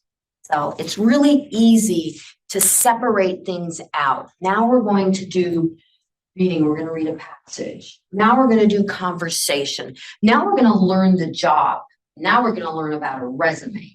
Right? Those are not, that is, if they don't occur simultaneously within a contextualized setting, They are separated skills and they neither bring necessarily relevance, but even if you think just from an English language methodological process, there's no reinforcement that goes on between them. If you are separating them out and you don't interweave them and you don't recycle information, language, skills, right? So it's just it's good principles of teaching. Any thoughts? Anything you wanted to add? Just that, so this is cookie cutter, right? This is cookie cutter. This is how we would talk about this if it was at an IET training or if it was at it's not necessary, because it brought to mind when you asked about workforce training, you might not be integrating those into what we're doing today, right? It might be, we might integrate, instead of saying integrating workforce training skills and competencies, maybe that's where we would say civics, right? So it's just a process for building the integrated objective. The components might look different.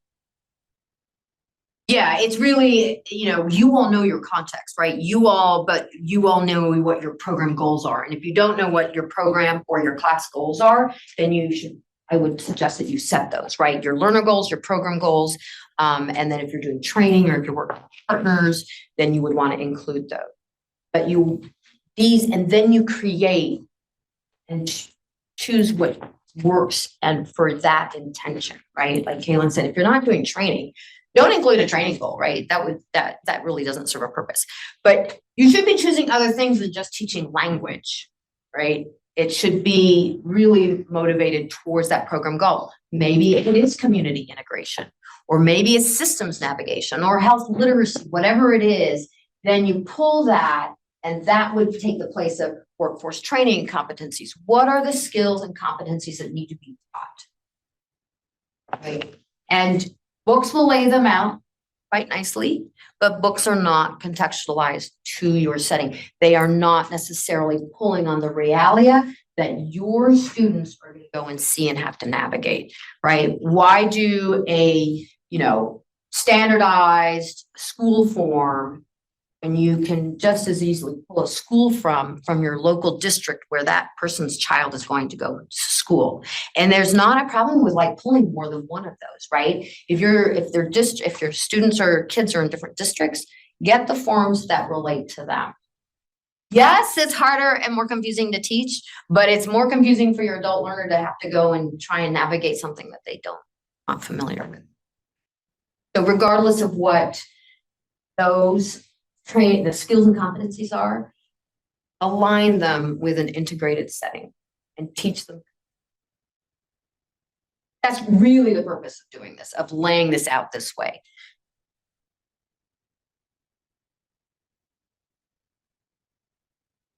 Any questions, thoughts, concerns?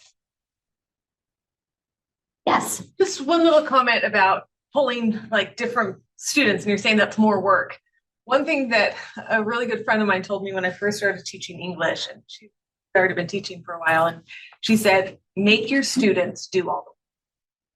And, so it's like, who are those high level students, or who are those students who are motivated and have the extra time? Say, hey, I want you to bring, what your student would bring, and have a few different people from different schools. Put it on them.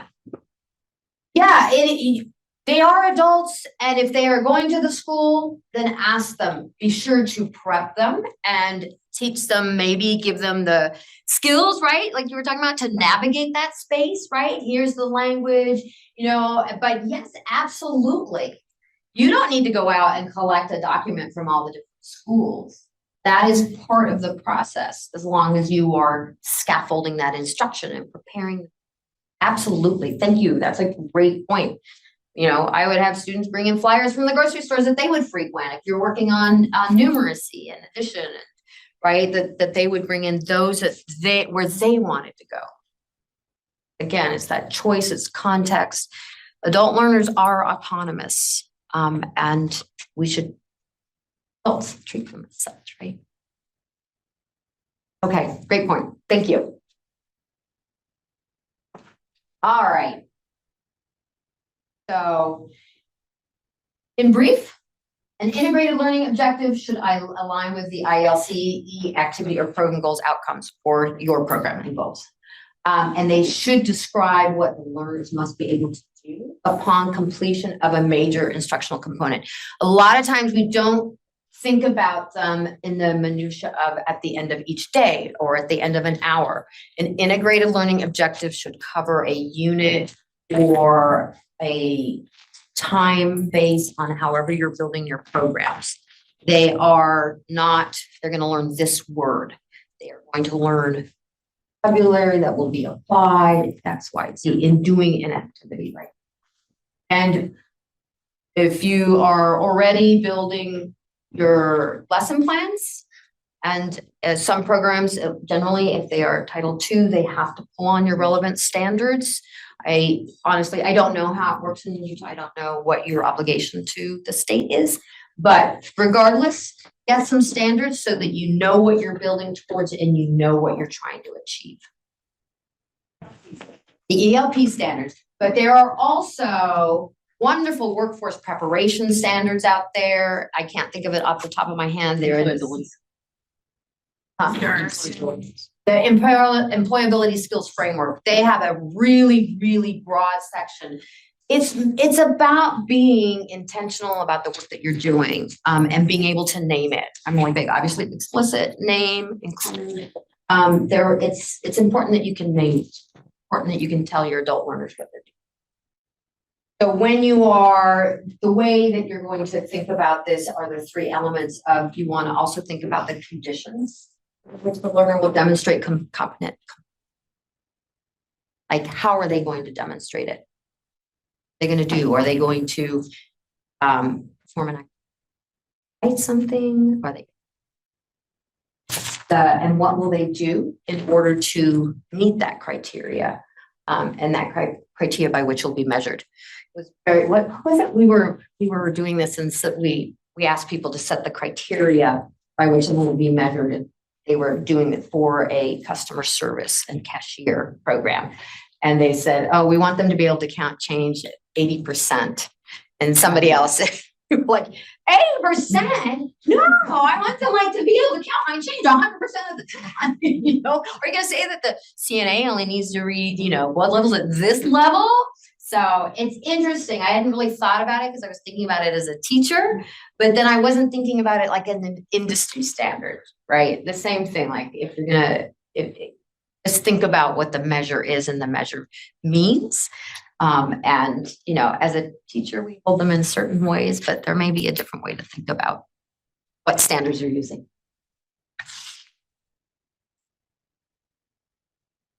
All right, so just really quickly, think about these. When you look at these sort of examples, students, are they occupation, civics, English language, accent, acquisition? All right, so students will be able to identify job duties. What kind of standards are they, what are they looking at? The examples of objectives.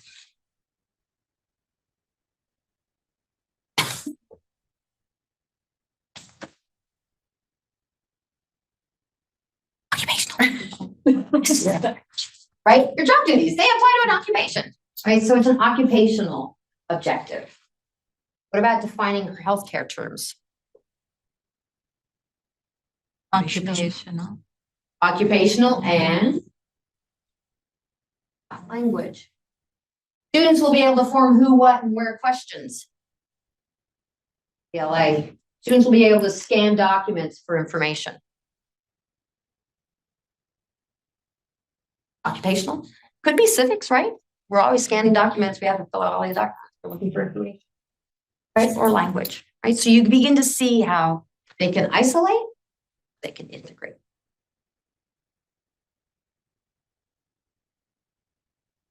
Okay.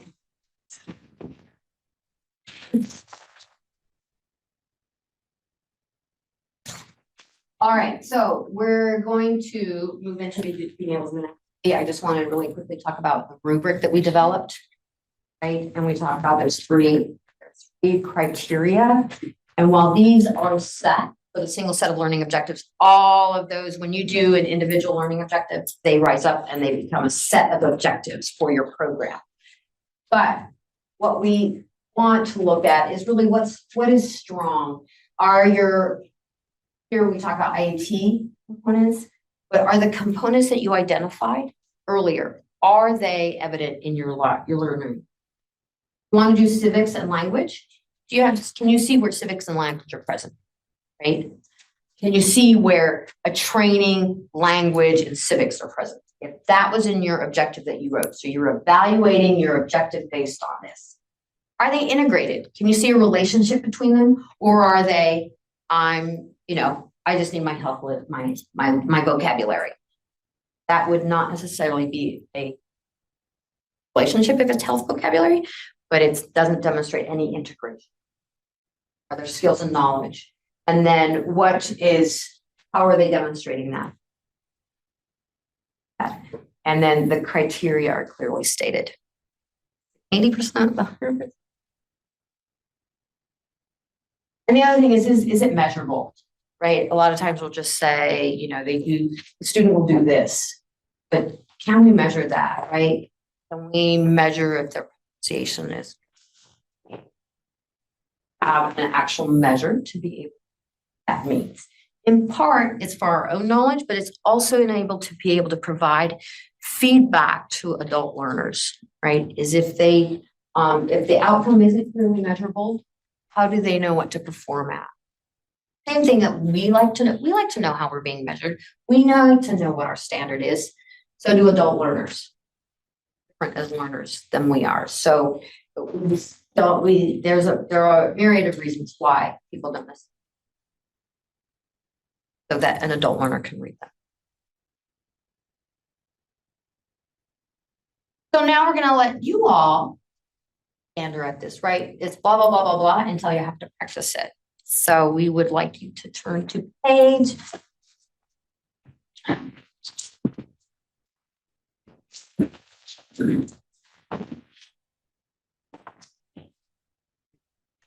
Whatever, I think it's pretty much page 10. And just briefly, we won't, think about the rubric, but we're not going to put the rubric out. We just want you to think about, how are you going to create an integrated learning objective? Sorry, it's on page 10. So you're going to think about one of your programs or make up a program and create an integrated learning objective. Identify the skills, the language skills, the civics, whatever works for your program or whatever or you agree upon is the goal of your program.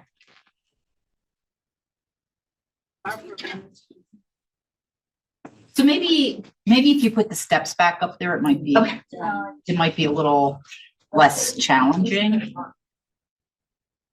Oh, is that one time? No.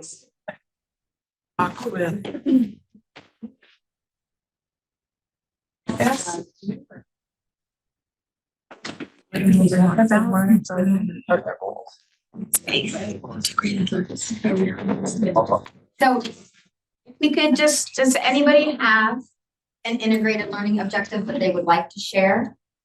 Any attempts? Any attempps? It is a lot of work to try and figure this out. It's kind of fun thinking though, when you kind of get into it, once you get the rhythm. But are there any who would like to share? I don't know if we have a whole ELA plan, but we just kind of looked at a lot of our guys have jobs within the prison, but how much do they understand? They understand just enough to get by. It's lesson about talking about just the materials they use, the type of measurements they use. I'm working the laundry where ounces and cups and things like that. And then other times they're in furniture using inches. So we're thinking about trying to flesh that out and how we would build in, I guess, civic angle would come later. Yeah, you do not have to do everything at the same time, right? The IET is a very high standard, right? And we get, that's one of the issues with it. We don't set that standard, so. But I think besides the civics, yeah, we're kind of talking about at least 5 of those, 5 of the 7, like. Yes, yes, and I think that's exactly the thinking about, you have people doing different jobs in the same classroom, but you've got this skill that they can all use and think about how you intertwine with. So you're doing job training, you're doing numeracy.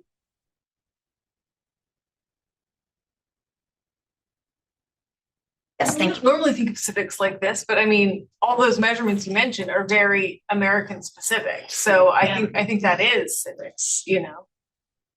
Beautiful. I was thinking like, okay, if you're doing something, you know, with hazardous chemicals, teaching them the regulations about that, that's also civics, right? There's a civic component. But yes, and I think as long as you state your thinking, there really isn't a right or wrong. Just be clear about it. So I think that's great. And I really appreciate that. I think that's a great way to think about those are that we'll use on a daily basis outside of work. Can I add something? Now I have a piece of handy one. I think it's really important that when you're writing these, that you can clearly identify the skills that you're working on. Right, and our prison table, our corrections table brought that to mind earlier. That we're teaching skill development, transferable skills, regardless of whether they're using this now, tomorrow, a year from now, or whatever.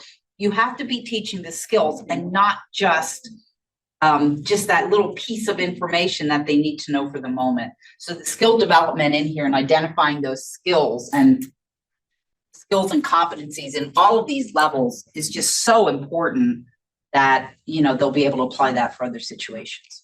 Yes, and if you think back to those core elements or some of those key principles, right? We're talking about transferability, we're talking about metacognition, we're talking about, you know, you obviously know your learners, right? What they're doing, bringing in that cycles in all into that. So exactly what you're talking about, Kaylin, that sort of, don't think about it in the smallness of the actual lesson and day-to-day. It's why we talk about having the broader ILOs.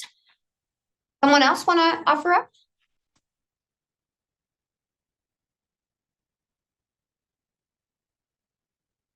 So you, what did you talk about at your table? By your reaction was like, don't tell me, oh my gosh, I can't believe she's gonna ask. Not necessarily, what did you talk about in the creation of an ILO?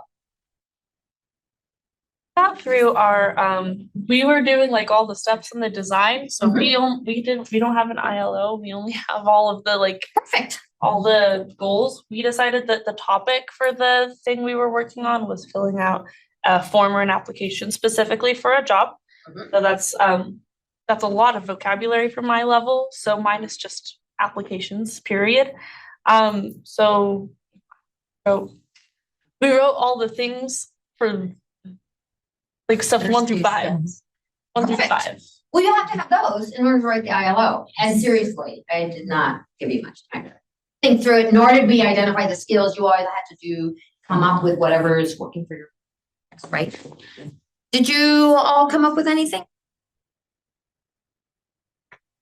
I have, the student will be able to have a conversation, volunteering at a nursing center, nursing home. The student will be able to have a conversation on any topic with a patient. In addition, he or she will be able to converse with other employees as well. Right, so knowing some of the structures, maybe knowing when you talk about that, you have to talk about like what they do or don't talk about, right? So that's a really rich ILO. That's really interesting. Thank you. How, if just off the top of your head, how would you measure that?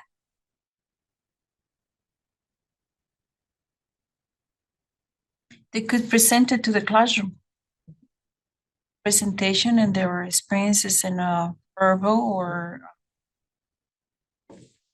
Look for clarity of language. Did they stay away from those certain topics? Yeah, I like that they would present this and students could provide feedback. Thank you. Anyone else? You all obviously have lesson plans that you develop. How would this work for your programs? Is it relevant, not relevant, but Refocus. Where.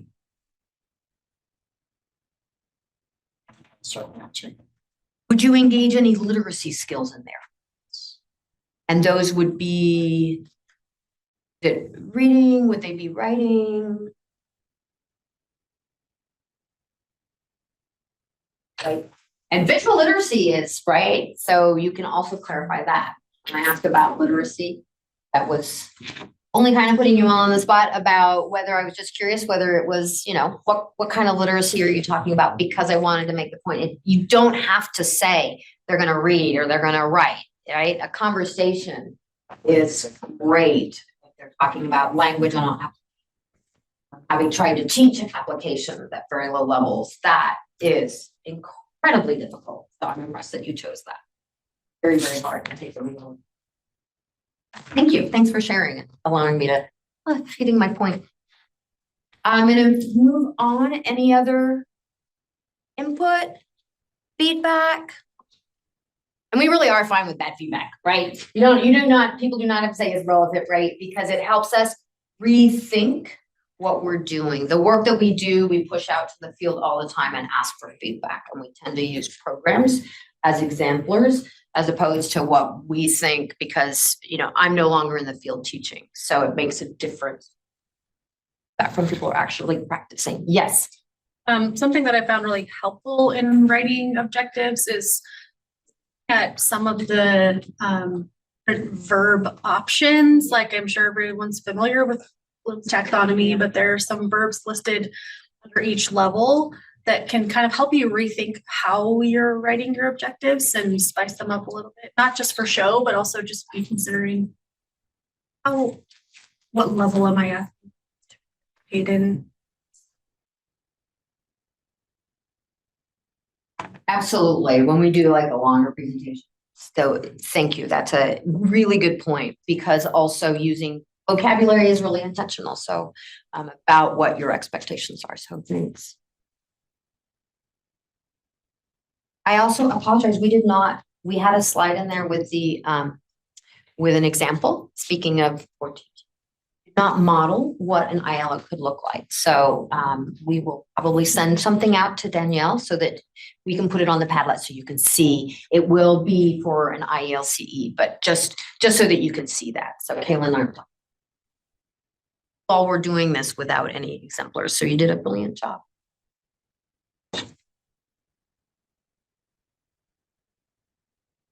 Oh, I'm going backwards again. Sorry, I was going forwards when I wanted to go backwards. No. That's right. I went way back. We went way back to the list.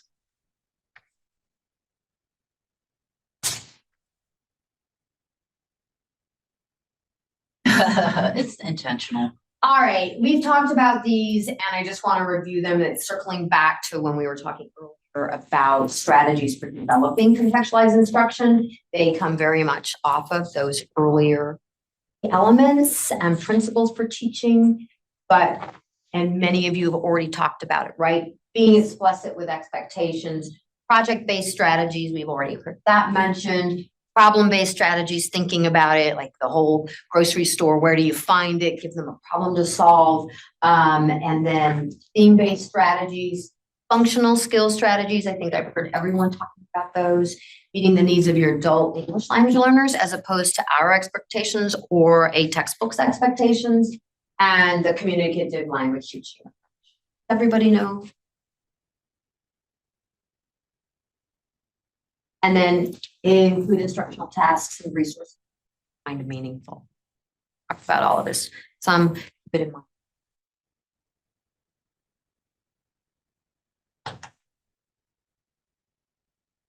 One, talked about two, but I'd really like to point out that you want to collaborate with content experts when you're doing.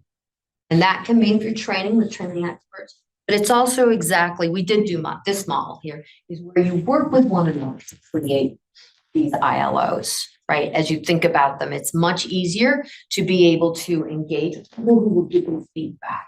So you get good thinking, you get feedback, or you can do them and then hand them to someone else and say, hey, what do you think about these?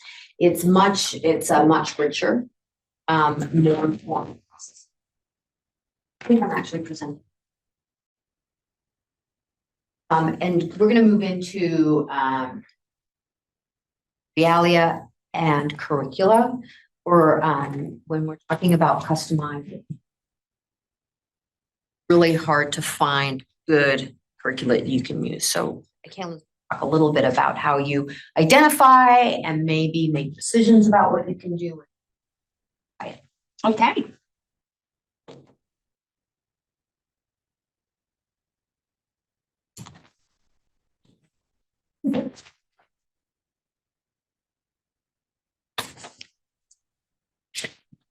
So in some cases, what we've been talking about this morning is, what did it say, preaching to the choir? Things that you may have already known, things that maybe this is validating what you know, maybe some of this is new information. But what we're gonna move into now is really looking at, okay, so you've worked on developing integrated learning objectives. You know what you want to do. How are you going to do it? We've talked about using authentic materials. We've talked about making things relevant to students now and into the future. So what we want to do is really look at that instructional content and what that means for our programs. How do we move away from using things that aren't relevant, and how do we move away from having to make everything from scratch? Like, how can we look at what's available and modify it so that we have materials that will help us to meet the objectives that we just developed with the integrated learning objective. So one of the things that we worked on with this project and with our with some other projects that we're working on is really this decision tree about looking at the products that you have, the materials that you have, your instructional materials, and deciding whether or not they are things that you can use as is. Are they things that you can modify, or are they things that are not going to work for your purposes? So it's a very, very simple decision tree. And you can see that, so probably we would have one more step this way, that would be identifying the existing occupational training or curricular materials. So we're specifically with this example, you'll see the words occupational materials, but we're looking at any materials you're using. You're using workforce preparation materials. Are you using civics materials? Are you using language acquisition materials? Whatever materials you're going to be doing, you're going to want to review those. And I don't know if it's you, maybe you have a team doing this, maybe you work together, but do they meet the requirements as is? If the answer is yes, repurpose the materials and incorporate them into your curriculum plan. If they're no, you know how these things work. If they're yes, you go this way. If they're no, you go this way. So this is our way of helping you to determine whether or not things need to be developed from scratch, or if they can be used as is. So no, they can't be used as is. Can they be easily adapted to meet the requirement? Yes. Then how are we going to adapt them to meet the requirements and then adapt them? If the answer is no, if it's going to take as much work to fix it as to start over, then you'll know what you'll want to do with that. So it's as I said, it's a very simple decision tree, but we're going to look at some examples to see how it would work in some real life examples. So, how many of you use this kind of material in your classes? A bus route, travel schedule, a way of looking at getting around town. Maybe not even in your town, but a town. All right, so this is the city bus route. Now, if you were to look at this, what we're going to ask you to do is think about your integrated learning objective. And some of this is done in the abstract, but we're going to look at the example that we're going to spend a lot of time on is not in the abstract. So we're looking at this, and I want to run it through our decision tree. All right, so we hear the bus route, the map, and the actual bus route. Do you want to hear a fun fact? I've never been on a city bus. I've never. Go shush. Because you don't have buses where you live. No, yeah, I am never been on a bus. I have no idea what any of this means. Sorry. So yeah, so with this bus map, and bus route. So can we use this? Can we use this? Can we run this through the decision tree? Do the materials meet the requirement as is? No, it needs supports. Or yes, repurpose the materials and incorporate. Yes, it can be supplemented and incorporated successfully. Supplement with supports like vocabulary focus, terminal, route, abbreviation, line, boulevard abbreviation, etc. Map symbols, circle numbers for stops, shield for state route numbers, green for parks, all those kinds of things that you can take this and use it for your purposes. What if? So how do you already do something like that? Do you have a process for doing that? Or is it, just from your experience? I mean, so I think we talked about that earlier. Do you have a checklist for looking at your lesson plans and making sure you include this? Do you use anything similar to this decision tree to decide whether or not it's going to be something useful? Oracle question you don't need to answer. But so if we're shifting our practice into something that's more contextualized and more integrated around civics, around workforce preparation, around occupation training, you're going to want to have these little, I don't want to call them cheat sheets, these little tools that you have at your fingertips to help you along that process. So if we have this decision tree and we look at the bus route's pretty simple. I got the impression that that's something that you use, and that might be not something new for you. So let's look at something that's a little bit different. All right. And if we're looking at this drug administration figure, and if you're not sure what this is a hypodermic needle.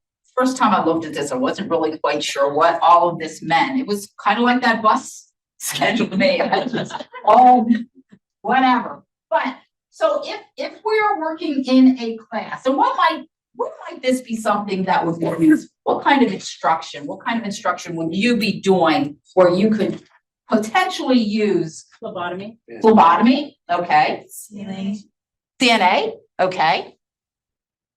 All right. So if we look at that, I don't even know how to say all those words.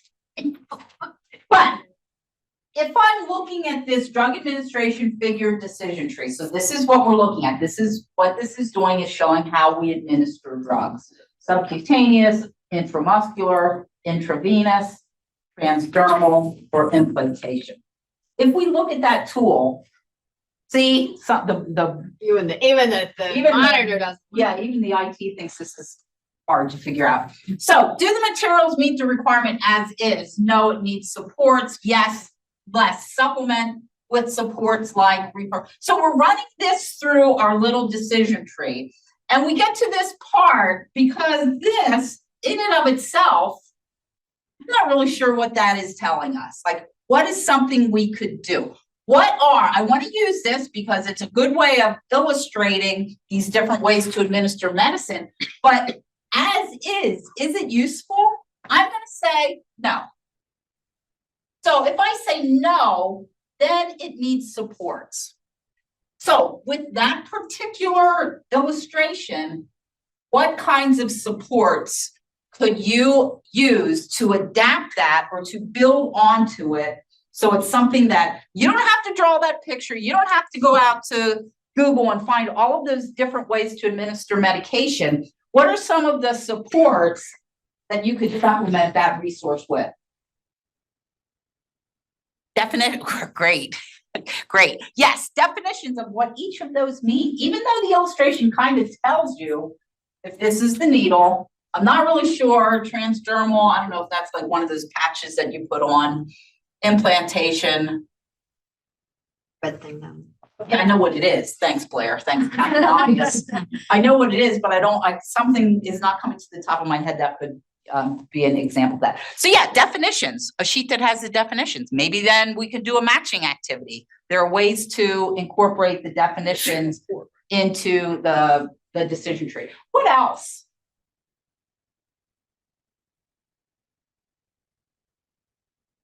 Like a 3D picture. Okay. It's not necessarily automatically be interpreted as junk.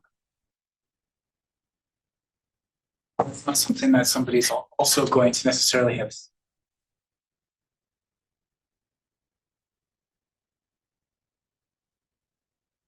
This is carrying the blood. This is the muscle that moves it. Before you get to.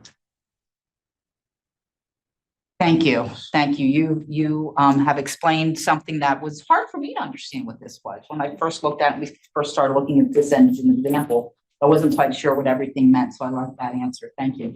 Anything else? Why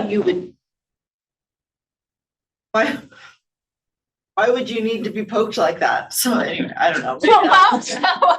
Perfect. Right. Which medications? And again, you know, we're walking a line between what's actually occupational training and what is the skill development that we're doing with our students. So when we talk about vocabulary, we can do vocabulary building lessons around that. Talking about really the illustration, you know, working on skills on interpreting graphics and the kinds of activities that would go with that. What other skill building could be done using this, and how would you supplement that? Anything else? Yes. Vocabulary, we should teaching root words. Okay, root words, vocabulary building. Oh, that's a good example because there are a lot of. And they're going to be reading forms that they might not have a visual representation all the time, and they have to. Okay, great. Other examples. Talk about explaining the process, right? That is a little bit of training, but being able to have the language and communicate that to the patient of what's going to happen, right? The process of what each one of these would look like and how one would explain it to the language.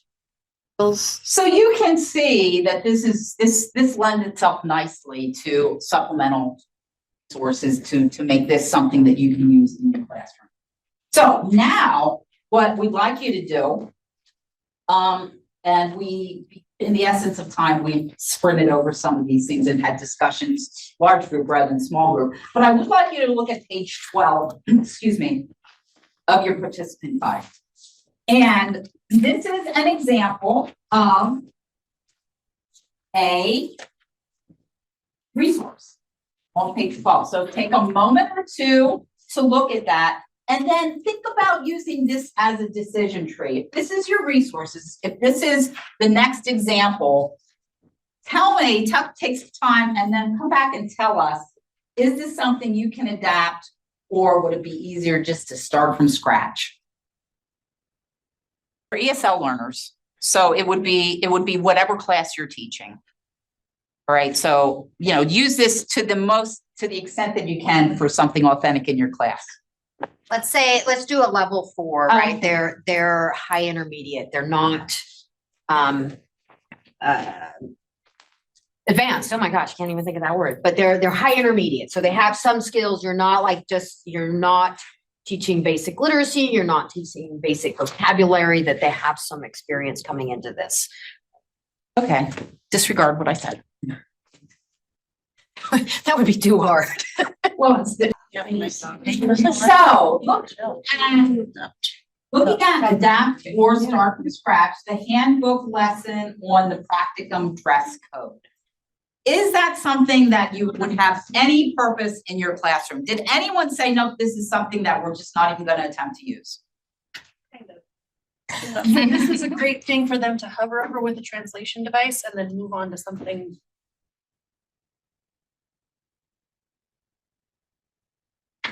Okay. Anyone else? Did see kind of a hand go up that said, no, we're not going to think about using this. Okay, so for the rest of the room, thank you. Who would like to tell us how they would adapt this? What supplemental supports would look like with this particular resource, and which pieces you would use?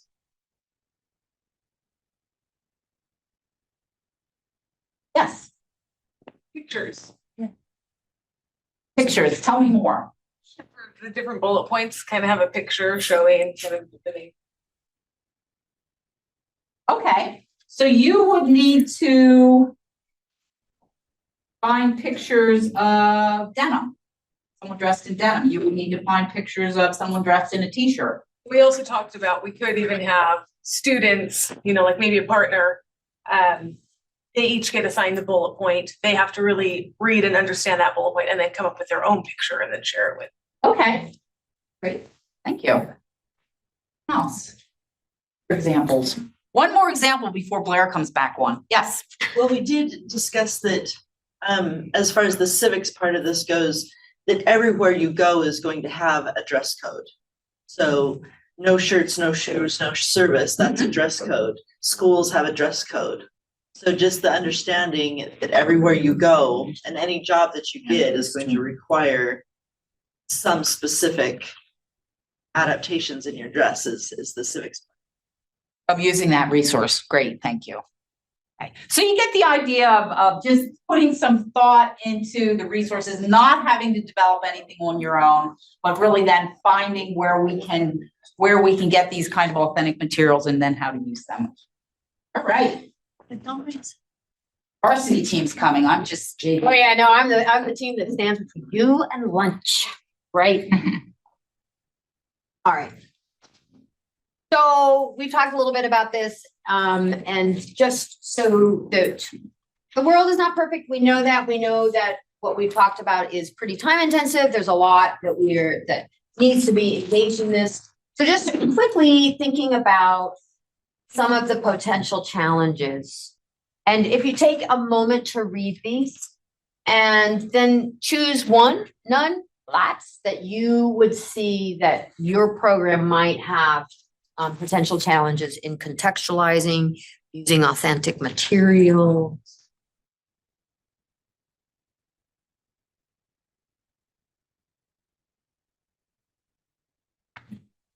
Authentic materials is sometimes difficult. Thanks to the internet, it's a lot easier. But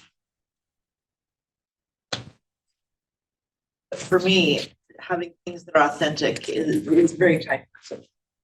Yes, and I would say particularly when you're teaching at low levels. So much of the materials, I could have used a decision tree. That's how I know that applications are so hard, because I thought, oh, I could just have them write their names and, that'll be easy. It was horrible. It was one of those moments in my teaching that I had to really go back to some self-reflection and figure out a process for doing that, right? So thinking about it and looking for things that are appropriate, level, authentic and level appropriate. That, yeah, I would totally. And adult appropriate. Yes. There's so many there's a lot of kids stuff. Yeah. But yes, absolutely. Anything else? I haven't heard from the far table for a while. That was my comment adding to yours, right? When you said age, I was like, level and age appropriate. I know we were chatting about LESL learners on the break.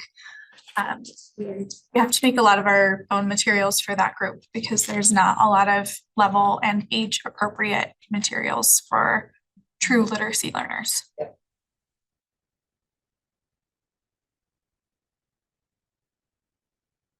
Else, anybody have a hard time aligning with your English?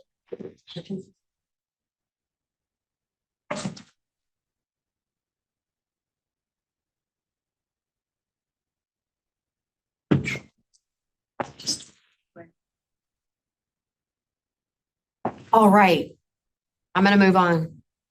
Oh, let's just finish.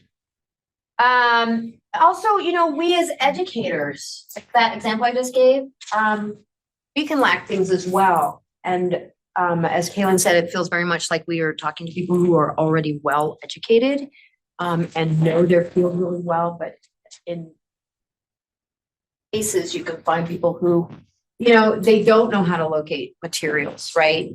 Like that example of me, I located them, but they were not appropriate for the group of learners I was working with, right? Skills and tools. You need to know how to do performance-based. Need to know how to do problem-based. So looking at some of those pieces, how do you motivate your learners? What's the applicability of the ESL theory? Why do you need to know that stuff? A lot of people said, I don't need theory. I've been teaching. I was a K3 teacher, so I got it. Right? We've heard that. So these are also potential challenges because I can imagine that many of you a mentor or work with other people who are not in the room who may face some of those, and just thinking about how you would, use these materials and support them in challenges to do integrated and contextualized work. I'm passing by that. So some of the effective challenges that come up either through best practice or through research in order to overcome these is collaboration. We talked about collaboration already. Collaborative learning strategies within your classroom, having you collaborate with you, or also collaborating within your staff to be able to deliver.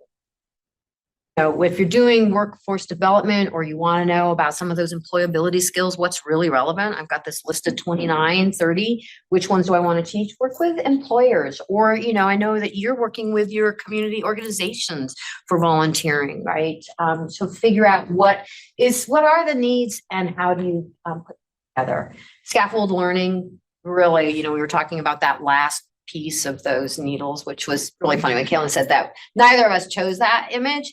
And so when we were going through the training, I don't know what that is. I couldn't even figure out that it was a needle. So scaffolding, if somebody had scaffolded me into that, right? That all of this you all know, right? Bring them along with you. We talked about that, they can bring in their materials, set them up for success, right? That's exactly. And then thank you for being here, engaging in professional development and being also professional developers yourself. Colleagues or a lot of programs in other places, one with tutors is supporting people in the field. So we're going to do one last piece. You'll have like 2 minutes to read and talk about it. But if you could look at the last scenario. Which is I think it's just on the screen. Scenarios there. Right in your group, you want to review the scenario? It's just one. No, those scenarios are for the afternoon. Is that the one for the different learners? Yes, that's afternoon. That's your lunch assignment. This scenario is actually written up here. Apologies. When I go too fast, I don't do a good job of giving instructions. I get ahead of myself. So the scenario is, I won't read it to you, but then you just want to see what are the strategies, what are the challenges, and what are some strategies that you would apply, either working with your colleagues or within your own.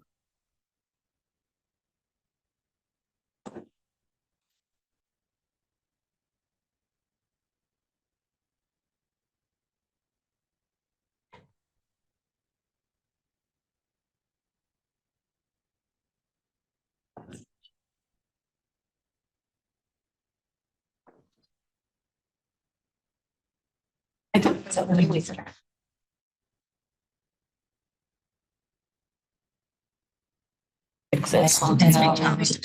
they all, it's like Johnson and local hospital system? Yes. That's all it's pushing.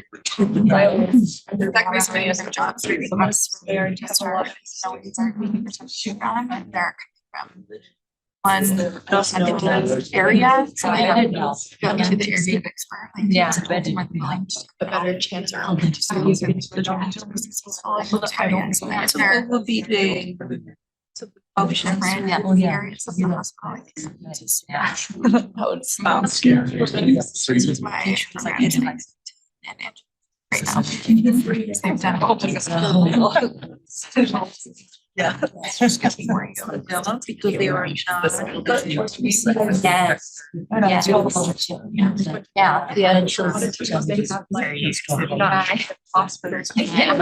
A lot about that. Walking around daily, learning community volunteered there, and once they have that experience, it'd be. They can challenge. Like I'm really not down here. Yeah, it was wild. Like and it also assembly line. The other person on the line has to be able to like see the type of. I was just like looking at it, describing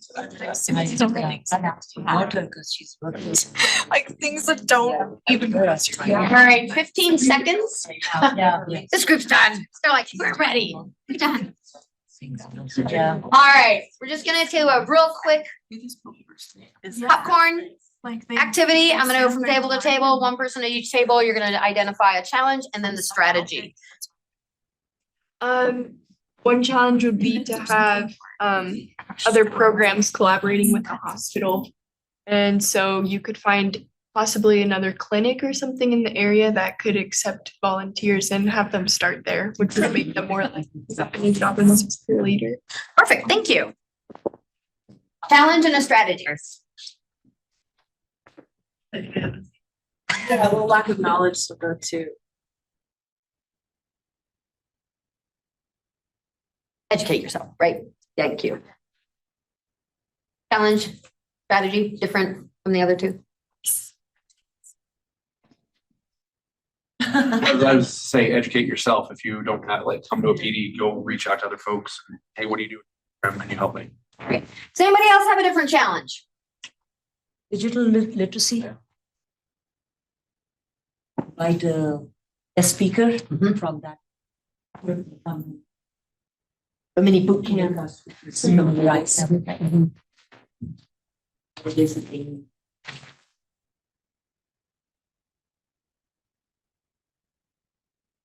Yep, find out what the need is. That's your development orders, right? There are various levels. Thoughts, comments?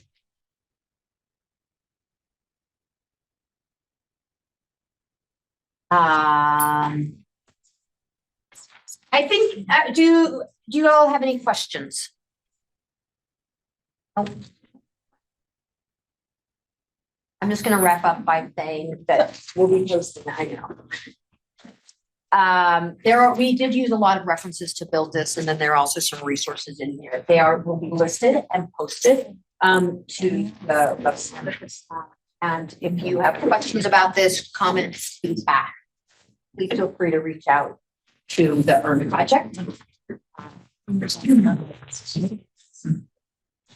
So now it's lunchtime, but I have one quick announcement. Is the afternoon we're going to shift. Not completely. Contextualization and integration always enters into English as a second language teaching. But we're going to move over to a different topic on internationally trained professionals. We've developed a spotlight that we're going to use sort of as a of this. So if you have a moment over lunch and would like to scan it, that would be lovely. We will have a little bit of time during the actual 1 hour. We will set aside a little bit of time so you go through it again. Don't have enough stimulating conversation at lunchtime, please go ahead and take a look at it. And that'll give you sort of a preview and prep you for our discussion this afternoon, which will really largely be discussion among you. Go ahead and move into a totally different topic. And I think it'll be interesting, having listened to the different populations that you serve, that in the immediate, this may not pertain to all of you, and it may be very relevant to others of you. And this is the topic of, we're talking about internationally trained professionals, and we're talking about it within the space of IELCE activities. I won't explain it. In fact, I'll probably zip over a couple slides because you don't need the background of our project. But again, it's within that and within that we have been doing research and exploration on ITPs, how they're being counted, how they're being served, et cetera, et cetera. We've been doing interviews with programs, inclusive of your program. We interviewed about your practices, and we've been doing interviews with state directors, and we've been talking also to people who fall into the internationally trained professionals category, right? So the adult learners, or they are eligible for that, or they meet that criteria. So again, just to reiterate, we do this because immigrant integration is really key to the work we're doing, where we are under a program, but we're really key to looking at all the different populations that contribute to. And okay, this is just a promo for another piece. We do, for everyone who works with the really low literacy, I've done focus group on and focused work on LESLA.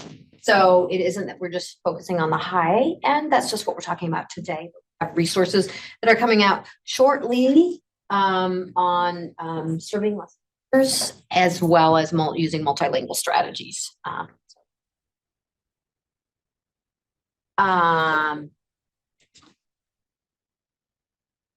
So we are really going to, I'm just going to give a brief overview. We have 1 hour today, so we're really just going to touch on it. We're going to talk a little bit about our product that we've released, and then some of the program and practitioner, the practices that we have identified that seem to be really important best practices for serving ITPs from both the program and the practitioner and the student perspective. And then really you all are going to sort of dig into it and think about those strategies, who are your populations and how are you identifying them, or how would you want to better identify them and serve them. And then share out and reflect. So really, we're talking about some key resources. We're talking about what are the assets and the barriers for ITPs, and then also describing practices that can support ITPs. So, yeah, I know. ITPs, internationally trained professional. Right in front of me, I figured it out. Right, yes, sorry. And I do speak quickly, and they are so commonly used, like the IELCE and the IETs. We're continually like, what is that? Octave. So please shout out. I, as Kaylin and I do not mind being interrupted by any means, whether that's What is ITP again? Internationally trained professional.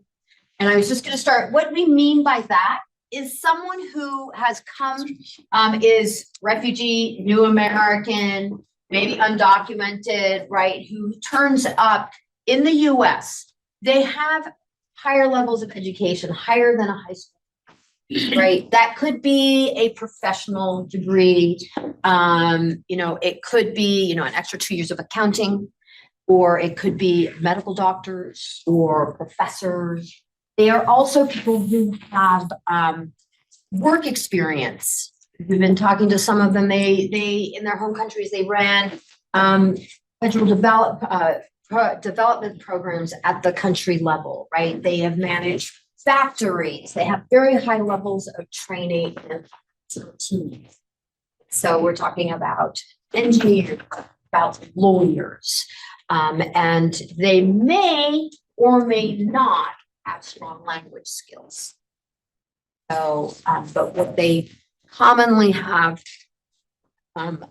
issues with are language tends to be, even whether they might be that they will not be fluent in the language of the technical language that they need for their occupation. The policy and the navigation of licensure or licensure is incredibly burdensome.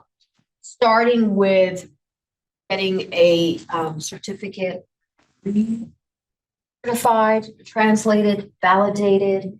It's the very moving beyond that is even more cumbersome trying to figure them out. It's really it's a very interesting project to talk to both practitioners, state level administrators, as well as the adults, the internationally trained professionals. Very, very difficult space, and we'll treat it. And so those are two of the issues. And then there's also the what occurs like socially and emotionally when you come in and you are no longer in this space. And this was, I had not heard the term before, but it's called status shock, where you come in and you're a medical doctor and you are being told to take your CNA, right, training. And there you come in and you have a bachelor's and you're back and do your, right? Yep. These are very, very common practices, right? And there are reasons for them. I mean, we can sit and just be like horrified by the whole thing, but there are also really interesting ways to navigate, or certain states, like I said, there are all these different thresholds depending on the state where those come in. There are also associations that set those So that's who we mean by internationally trained professionals, people with professional experience and with high levels of education.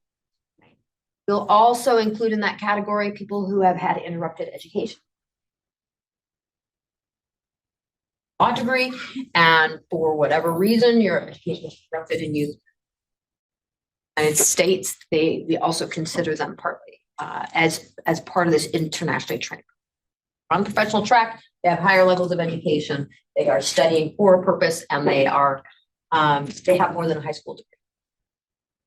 Any questions? Anything else anybody would like to add to that definition? I know, as I said, people in this room work with internationally trained professionals. I have been working with that since last year, trying to help some of my students that I have had a doctor, an attorney.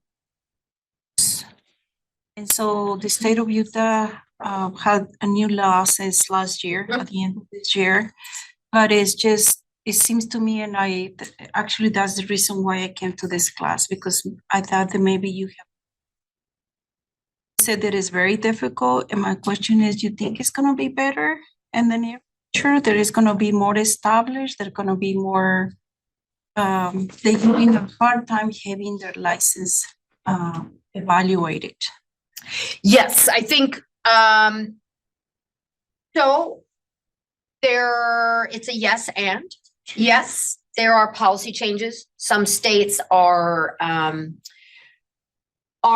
creating ways that it makes it easier to recognize other states' degrees. They're putting in faster evaluation and moving to work eligible, where some people, because the systems are so bad.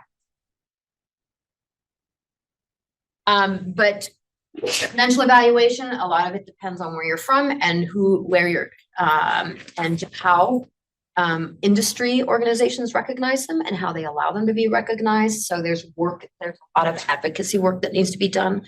But another positive is that, they are actually called out in who can be served in Title II federal funds for adult education. So they are now able, you can do targeted ESL classes for them. You can serve them under and identify them as such and still be counted in allowable expenses. So where is all that information? So I can read all of that. Where can I access all that? Well, that is so for WIOA 2, you just have to look at the regulations. But you always want to check with your state, because your state, WIOA offers guidance, and then your state interprets it and will give you guidance on that. So you would want to talk to your state director, to Danielle also. Yeah, so locally there is a new law that hopeful about making the process. It went into effect in May. So I think some of that is how that legislation primarily Doppel, the department. And so different areas. But I did link to their site on serving a ton of information, other than just kind of on that they are making changes. It would be a good place to refer back to as. Yeah, actually, I got in touch with the person that is in charge with the state of Utah, but I don't know what happened because she stopped responding to me, and I am not the kind of person that will give up because my student is still there with me. So I don't know what is it that we are working with them. What else can we do? Well, I think you can begin to, we'll go into this, but one of the very first things is count and document them in your program and what their needs are. They're on the back of the spotlight. There are resources. Links has resources as well, and they will help you navigate some of that. There are also professional groups that are available, and I believe they're noted in the spotlight as well. If not, I'll make sure that they get up there. Yeah, and some of the one that I know that is evaluating is a really high price for them to pay that amount. So that is another thing that we have. Yeah, The cost is, there are a lot of costs for that. If you are working towards a training and it's relevant to your training, you can cover it up to a certain amount. If your state allows it at the federal level, it is allowable with these very particular pieces. I believe that's also posted in links. Would you say that again? So there are funds to cover that? Is If what you're, you just if said? they, only in very specific circumstances, and that is if it is tied to a training. If they need that credential evaluated for the training, then it is an allowable expense. That is at the federal level. Again, you will want to defer to your state level guidance because there are levels of guidance for this. There's the federal level of guidance, and then there's the state level of guidance. Don't respond to me. If we have a student, first step you have. You have a student, it's like, I'm a doctor, I'm like, That's not. first thing I should do is Danielle or something. First step, I mean, for like. The first step we will not give you any advice about how it's going to work within your state. But yes, I would contact and ask what the process is for your state. We talk about as a program level. Let me just finish one answer for that. The resources, you can contact these programs, these national organizations and join in with them because you need to educate yourself. It's still a very broad and disparate. In fact, I have joined them on meetings on Zoom and. Yes, well, if you have not contacted these and joined their professional, these are top level organizations who have spent their time dedicated to working on these issues. They are not necessarily related to the Title II APLA space, but they work in it. They can, there's a lot of professional expertise and professional knowledge there. We talk about it within our work, we're talking about it within the space of adult education, Title II funds. A lot of the services through braided funds though, there are a lot of things that you can't. So what I would say, my presentation, the presentation is derailed. So I'm trying to figure out, do I reset? So let's talk about what happens first when someone comes into your program. This is not going to follow the slides. So when I backtrack and revise, so what happens when they come into your program? One of the biggest things that you can do is think back to the earlier presentation where that center circle is know your students. Document that these students are coming into your programs. And you want to document them well, not just that they might have a high school diploma. You may already be doing this, but this is not necessarily some states don't even report ITPs into the federal reporting system. So it's very hard to say, why do we need to serve them? Because if people say, well, there's only 5, then there isn't enough of a reason to say that. We need to pay attention to them, that we need to divert programming or funding to this population.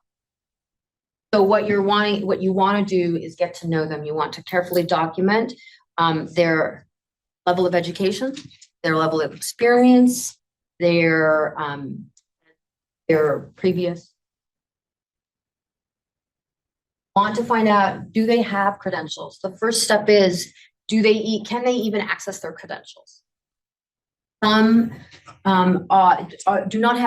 they're not able to access them. They're not able to bring them with them for a variety of reasons. And sometimes you have to go back.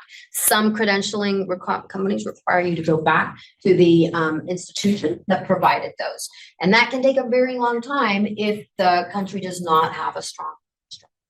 Right? So those are some of your first steps. And I know it doesn't sound much, it doesn't say like what you're going to tell Danielle, right? But what you are doing is gathering the data, because it is the data that ultimately will say we have enough to pay attention. Yes.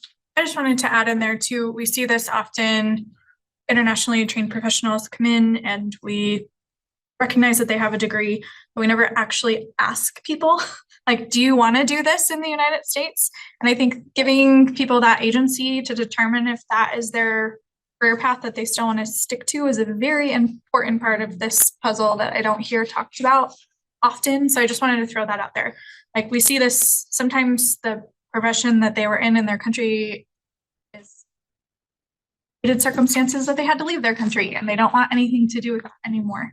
So don't make the assumption just because somebody has a degree in a certain area or they had a profession in a certain area that they want to continue that. So Absolutely. Thank you. That is precisely what we found. And there are reasons to do that. You want to do career planning with them as part of your intake.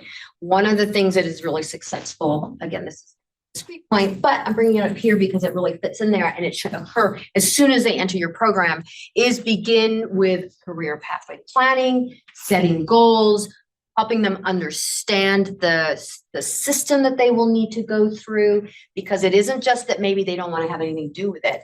They may say, I am not going to work another 10 years to go back to doing what I want. Maybe I can do an adjacent career, right? Maybe I can do something that's similar, but not the same. Maybe I want to do something totally different.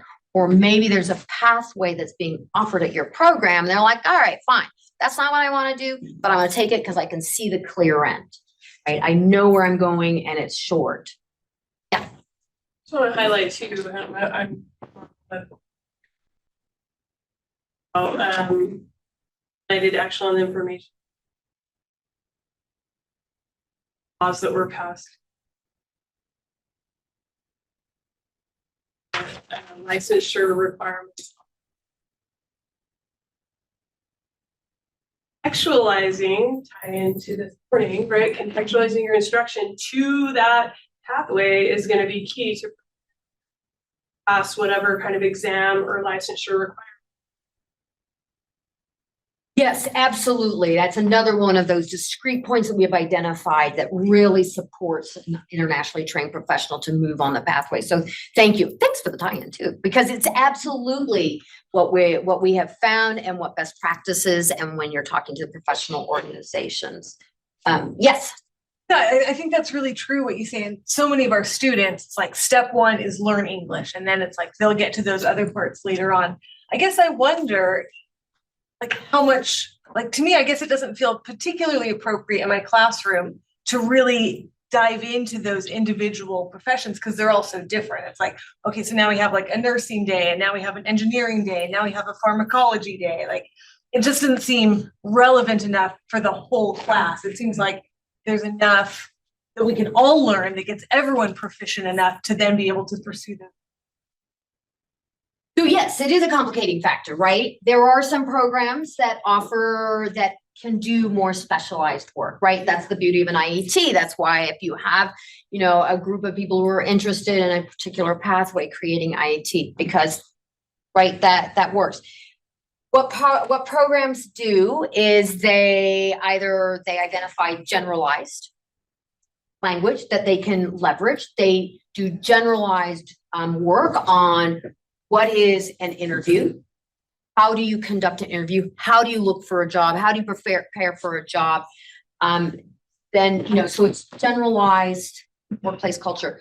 But then the piece that you do is there are some programs like NGen, and they are a pay-for program, but they are really one of the most mentioned programs when we talk to them. It has a lot of contextualized work based language levels that is a self-study, it's self-paced, and you can go on and individual at the basics, right? You can do generalized knowledge, and then you can go ahead and do other, here, go work on you want to do medicine, do this one. You want to do manufacturing, do this one. So you can switch it up that way. The other key piece of that does two things.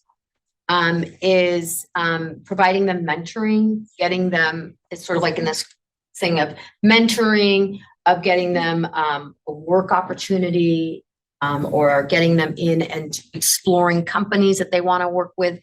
The mentoring for me is, and the feedback that we hear from others is really important, because what happens to our internationally trained professionals when they come here is they lose all their social capital, right? their enclave is their social capital, people who they know within their small realm. When people have the mentorship set up or they have an opportunity to go and talk to other professionals, they begin to make those connections that give them access into jobs where people don't say, oh, you're just a beginning ESL student, so there's no way you're going to get a job with my company. Oh, wait, you have a lot of skills. You did this, you did that, and people can see them in concrete ways. They can see a link to how they might fit into that profession. And other professionals and professional organizations are really one of the ways to step up, moving people into jobs that get them either on the pathway or get them into the same level that they were working previous. So that is another way of doing that, is like beginning to think about how do you individualize that? What are those pieces that you can, yes. Yeah, I mean, and I think Burlington also has some. Yeah. But also like reimagining your classroom. Right? Like you wouldn't necessarily have to like have one contextualized classroom, but if you were hitting on several, like you're asking your students what they're interested in, creating or identifying occupational clusters, and at some point in their pathway have like mini like targeted to that occupational cluster, and it could be that it has more levels than you typically are normally in a level 4 class, but in this like occupational cluster that's targeted on vocabulary for the healthcare, it actually goes to 5, 6, right? And you're just coming for an hour or 2 a week, targeting that vocabulary, this and exploring the pathway a little bit more. And imagining how you're setting that up. And also, thank you. That was a great idea. I'm gonna also turn back to what you said earlier. Your students can do work, right? These tend to be highly literate people, highly motivated, highly skilled. So this is when project-based work comes in, well, that they can take control over their own education as well. You create a project, but then they tailor it to the space. They can go and explore and identify the vocabulary that they want. They can, send, there was one program I was talking about, they have people identify a company that they want to learn about, conduct an informational. So thank you for reminding me of that whole idea of doing that. And Danielle actually did, not this Danielle. Danielle, in your program in Provo actually did a PCBL type activity with one of them, creating with IT vocabulary.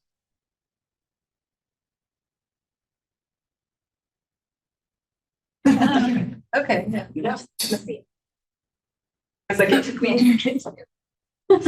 I was gonna say, I think this is an area where AI can be really interesting as well. There's been all those tools where you can like let style up and down. You can do it. Well, we're all working on interviewing skills, but this passage and the context that helps.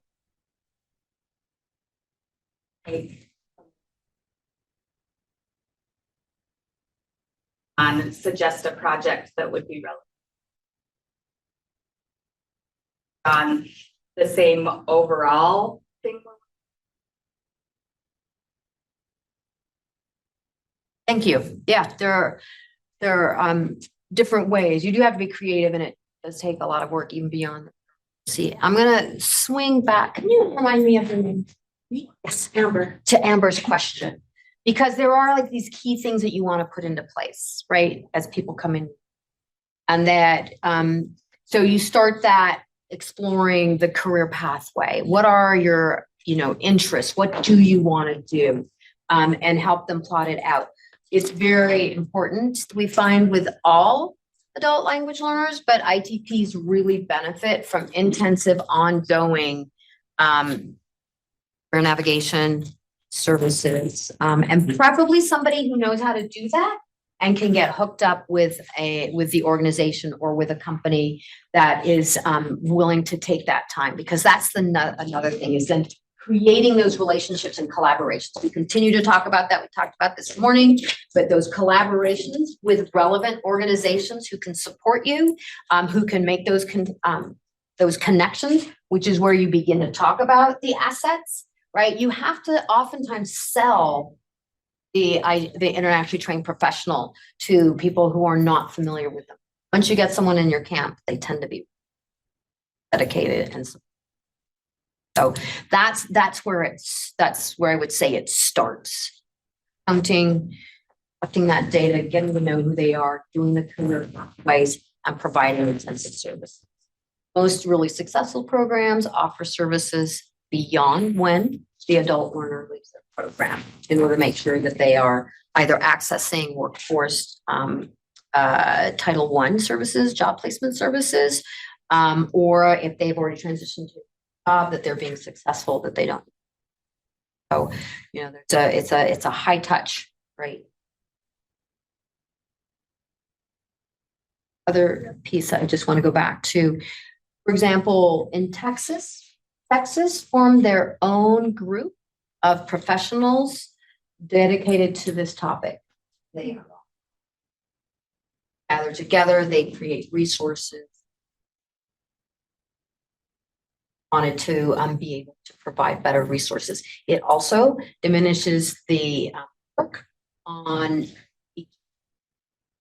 imagine trying to figure out the regs for attorneys, for manufacturing, for engineers, right? We're not just talking about engineers, we're talking about civil engineer, and then the medical professions. The medical professions are very laid out, but if you're a veterinarian, it's not so, right? Veterinarians tend to be that's a very interesting field. Don't have, it's a lot of work. So by being able to form a professional group within your state or getting hooked into one of these other ones, people are beginning to create resources. And seriously, Texas has done a ton of work. They have done a lot of really interesting work, as has Maine and Massachusetts. They're all.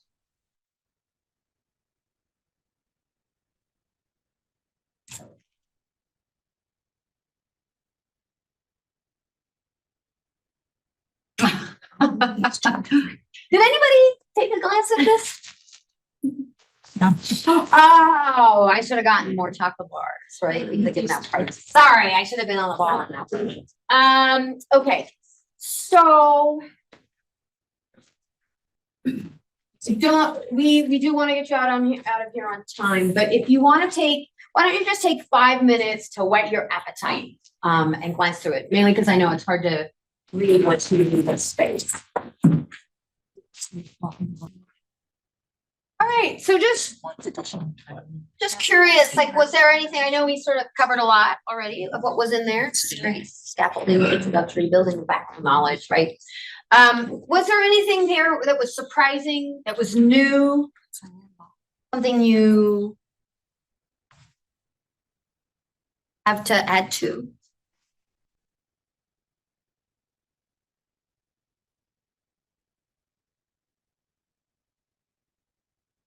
So I think that there are so many factors, so many people, that so many is happening in their classrooms. And I think that is what our experience as an educator. My experience is that students come and ask me, and I want to be educated about the subject because it's real.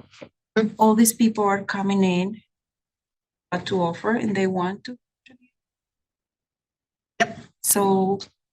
Yeah, I think that it is really leveraging your resources and your connections, providing them with targeted English language skills. And it was interesting that it is contextualized, but what a lot of the said, they kind of went in thinking, okay, classes. They talked about the fact that they have had many of in English, that it remained within the writing. Had a very hard time with the listening in this. And they're very, very insecure as well-educated professionals to be in a setting where they do not have mastery over the language. It was amazing. We talked to really fluent people. And they were like, yeah, you know, I don't want to do an interview. Talked to practitioners and they said exactly the same thing, that is. So that the targeted English is needed and necessary, but so is sort of the language of interaction, right? Talked about the fact they didn't know how to make small talk. People would say something to them, would be like, I'm not sure I understand. just like that. Sorry, it is set so that it does not respond to me. My watch is feeling it. Sorry, it doesn't.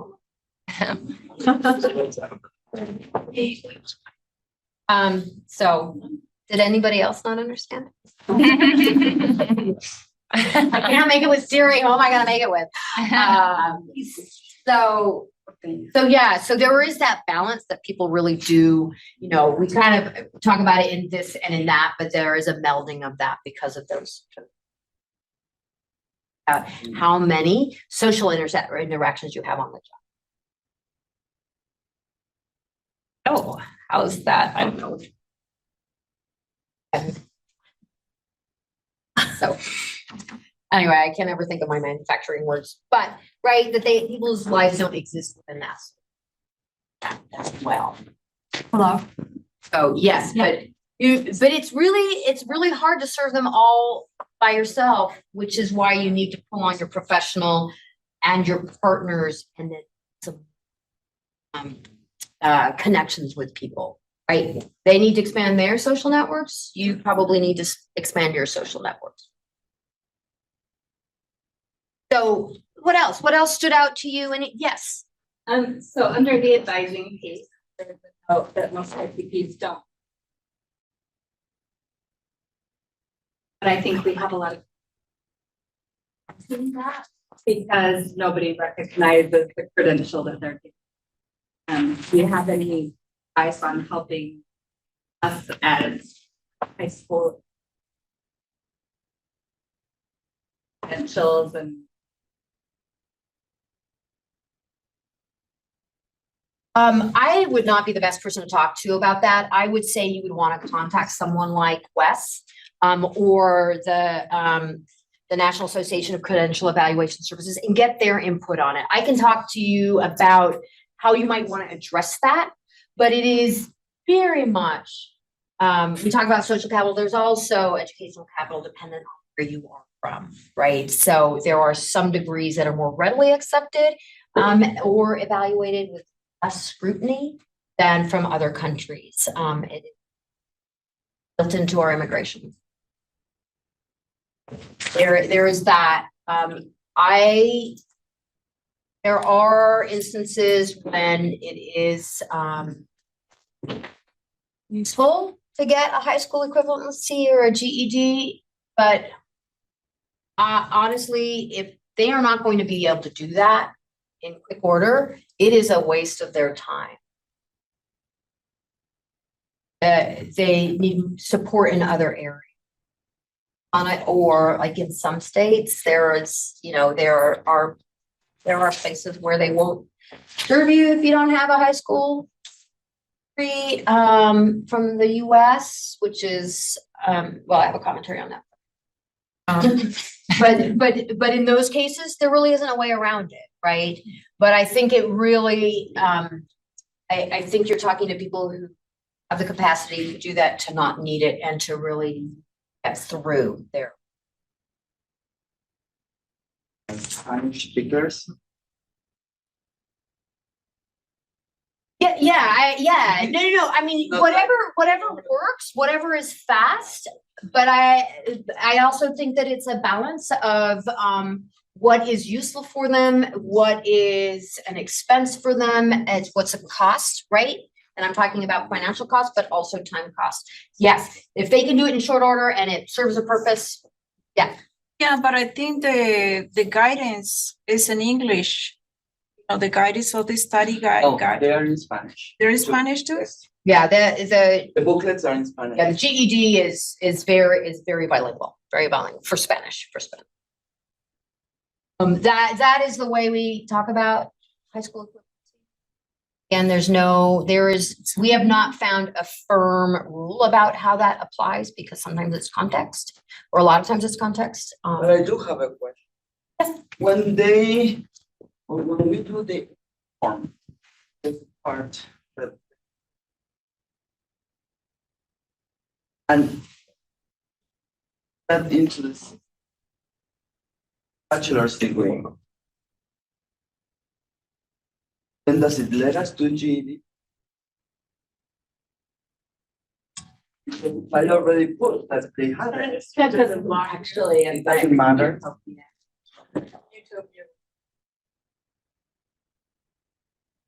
Kind of following up on that, I was wondering too, like reading through this, the first step is this documentation, and we do that on the intake form. I guess I've never filtered through Utopia, like looking at our numbers of then ITPs.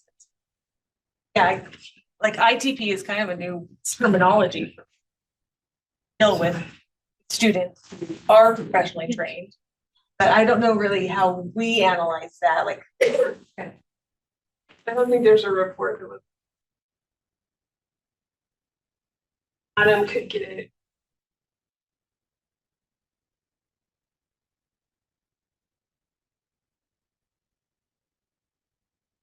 Lately, I've seen a lot more students that have degrees. Yes, it is. There are more people coming in with degrees and higher levels of education. There is also a concern in our country about the fact that we need skilled, educated workforce. So there's finally people are beginning to think about it and look at it. And the brain waste is so huge among this population, right? That if they get some targeted services, they may be able to be, more quickly integrated into the workforce. I mean, the Workforce Innovation Opportunities Act is a workforce thing. So you're right. So that is, if we want to be blunt about it. So they are looking at that, and that drives a lot of policy in the US. And so it is of interest to us so there's a lot more focus on it. I did look into that, and sometimes all that paperwork with the state, it's more expensive and takes longer than just going to a university. They can calculate credits or whatever and take the classes you need in order. Yep. You may be done faster.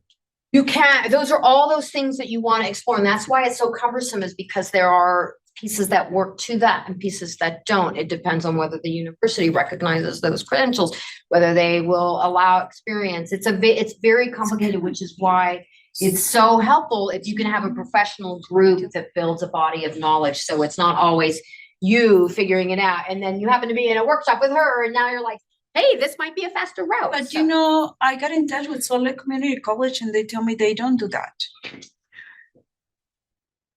Yeah, to calculate their credits from No, there. you have to send it to Amtran. They will translate it and tell you what the equivalencies are here in this country and how many. And you take that paper, translate it and everything to the university, and ask them what will they accept. Yeah, it tends to be about credentials. But at least you have the paperwork done. And if they give you enough credits, you belong. A university degree. I mean, it all depends on, I'm gonna go back to what your point was. What is the appetite of that ITP who comes in, and what are their goals? But I'm gonna move along. I want to talk about program practices. We've talked about these, but I want to go over them really quickly before we move into an activity. We talk about identify your ITPs in your program, and not just, there's an ITP. Document it like you've been talking about, that there's a degree. What is their degree in? People will document a degree, but not where it is. And that's great data for you to have, because you can connect people. You have an understanding of who your partners should be.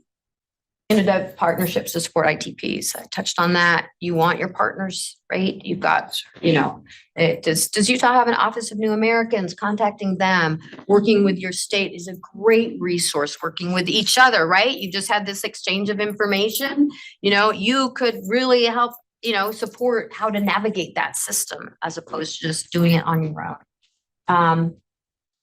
Designing specialized classes, and that doesn't necessarily mean to be sector-based, but specialized classes that prepare ITPs for career pathways, right? Sometimes when you get highly literate people who have low English skills, it's really tough to combine them if you're just doing testing on language level to have them in it with people who are also low level language skills, and low level literacy, right? There's a mismatch there. So some programs have the luxury of having a large enough cadre of learners to be able to do a particular class, not necessarily a sector focus, but career path.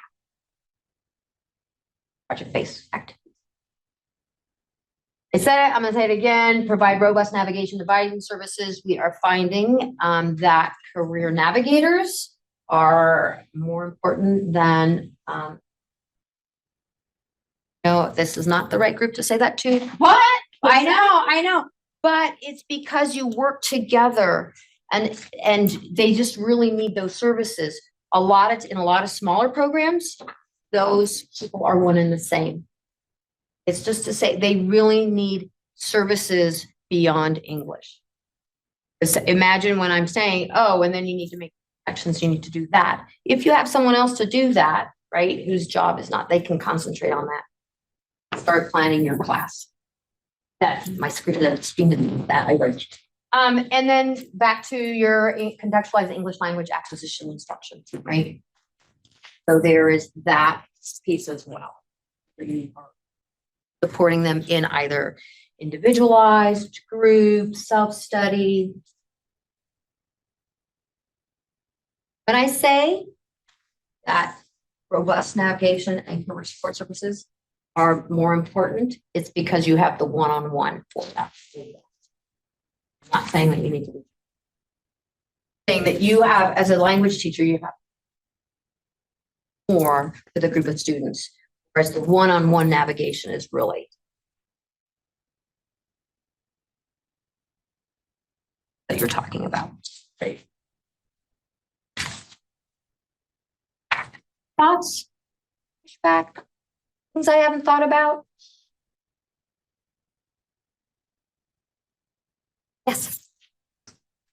That is one of my favorite things I've heard all day, right? Because their states do support some of this work by offering supplemental. There are some states that do a set aside for ITPs, right? So finding out what those resources are as well. I'm like staring into your soul right now. I know those ones available to me. Yeah, I think that those are the opportunities you want. If I'm saying something like robust advising and navigation services are important, then seeking out someone else will do that. How many of you do more than one job in your ESL program? Right. That's the one you always hear the most hands go up on that one. They're always like, yeah, I do that and I do that. That's like when you guys are like, oh, come on. Everybody does a lot of jobs. These are not isolated positions. So wouldn't it be nice to put in a grant? All right. Don't dream too big though. It is a limited full time for now. Build that capacity. It doesn't, no, I think that is money is money. In an ESL program, money is money, and it's a great space, even a partial. We use to support. All right. I'm gonna hand it over to Kaylin, who's gonna. You guys. All right, we have 3 minutes, so. No, just kidding. You're sitting a little late. Maybe we are going to take the time to really take what you've talked about now and look at some scenarios of potential students who will come to your program. So you should have a sheet. That was back on the back table. This is the student scenario group worksheet. So we're gonna, in the essence of time, we're going to change the instructions a little bit. You've got time because we were told you're here till 3 o'clock, so. So looking at the instructions on the screen, consider that this is information you received about a new student in your class or organization. So those are the 4 scenarios that you have on the front. Work within your group to consider how you might respond to these questions for the student in your scenario and from your experience with ITPs in Utah. And we heard all about that for the past hour, right? About your experience. Some folks have more experience, some have less, some have some really great ideas, some have been doing a lot of work and maybe not seeing the kind of results they had hoped for. So taking what you know, what you've heard, identify ways that you can serve internationally trained professionals and ways in which program design and state and federal level actions could support ITPs in Utah in the future. And we just had that boost of good news from the back of the room, so we can take that into consideration as well.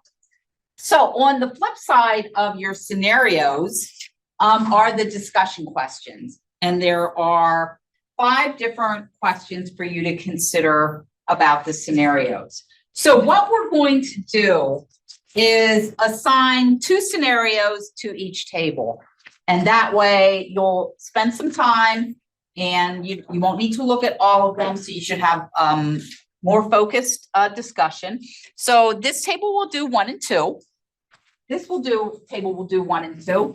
And this table will do 1 and 2. Over here, we'll do 3 and 4, 3 and 4, and 3 and 4. So remember, those are the scenarios. The questions for your discussion are on the back.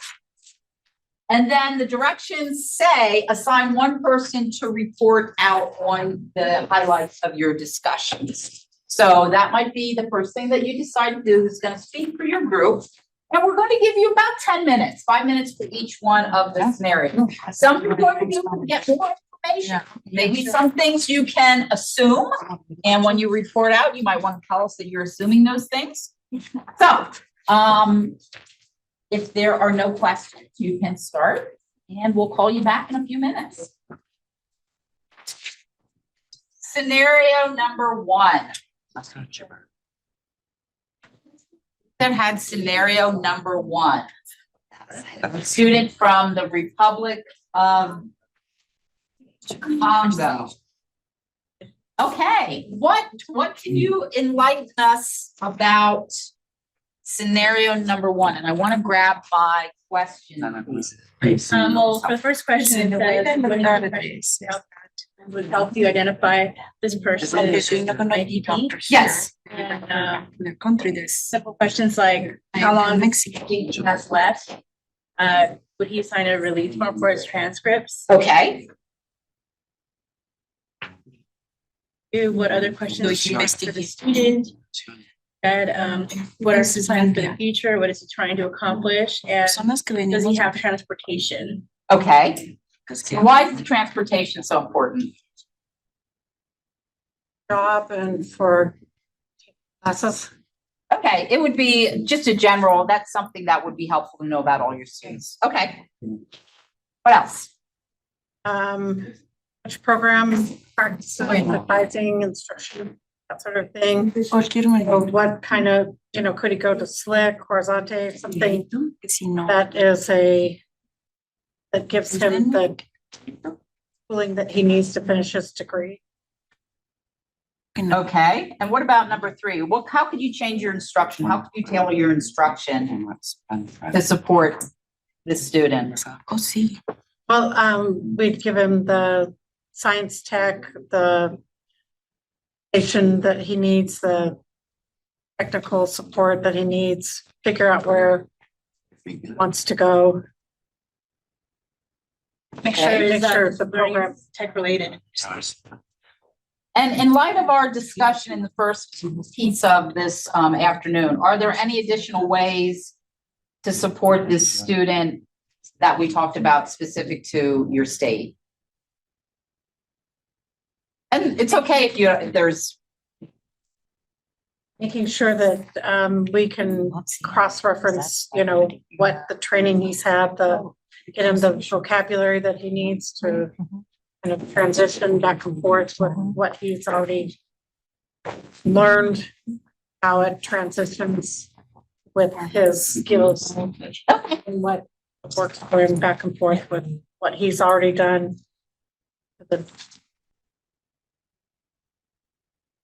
Okay, thank you. Thanks. Any other, the other two groups that had number one, Manuel, any other contributions, anything that you missed or want to add? I think it would also be important to know if he's currently working with the case manager or not, if his case management is. Okay, that's great. Any kind of navigator, case management, any kind of ongoing support that he has. Yeah. Thank you. Okay, number two, scenario number two. This group or this group? These were our other two groups that were working on number two. Anybody want to jump in and volunteer? Some things. Yes, of course, Blair. The scenario one is that also, one of the things that you could do is figure out how to leverage what he's doing now when we talk about like those partnerships with the employer. He's in construction, which you could do science, technology field, find some linkages there, having conversations with the employer as well to find out if there are any avenues. Do they pay for education? And so exploring those pieces as well, right? Bringing in that interrelationship and using the resources that are available to them that you wouldn't necessarily think of. Yeah, I'm glad you said that because while you were working on this, one of the things that I said to Blair was, I think that, really leveraging the partnerships, leveraging things outside of your program is so important. And she did tell me I must have been playing on my phone when you had that discussion. So bringing in the other partners in the community that can provide assistance. And when you said, is there still case management going on? It's good to know that. And how can you work together so you're not duplicating services, that service, and how you can build on what he's already getting. So thank you. Thank you. How about Lee? Anything to say about number two, scenario number two?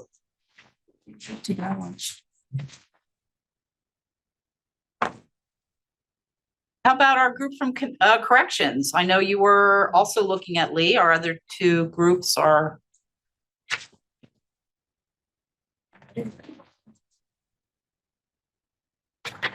Childcare might be an issue.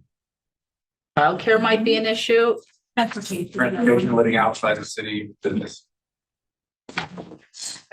So if we go down the list of questions, looking at Lee, what intake questions, other than what you typically ask, how would you know that Lee is an ITP? What could you ask her? It says she's got a STEM degree. Okay, what exactly does that mean? If I come to you and I say, oh, I have a STEM degree, what's that mean? It's a BS. What does it translate to? Yeah, it's a Science and So we're bringing assumptions into that, right? So I know what the acronym means, but does that mean I have an associate's degree? Does that mean I have a bachelor's degree? Does that mean even in China, what are the degrees that I have? So I think, do we want to find out a little bit more information about what a STEM degree actually means in Lee's case? What else? What other questions might help to identify Lee as an ITP? Work in the field. Ah, good. Yeah, because I have a degree doesn't necessarily mean I actually worked in that field. That's people, nothing. I almost said something I probably shouldn't have said, but I didn't. What else? What about, we already talked about some questions to ask. How might you tailor instructions? Well, I don't read anything there about English classes. It takes an advanced version. And advanced what? Does take an advance. Advance on what? Yeah, it doesn't seem good. Likely that. I'm assuming. Yeah, we are assuming that these are language learners coming to your class, right? What program practices and advising and instructional practices would help to better serve this student? Knowing now we pinpoint a little bit more about her degree and her work experience. What are some potential ways to tailor your instruction for program practices or advising?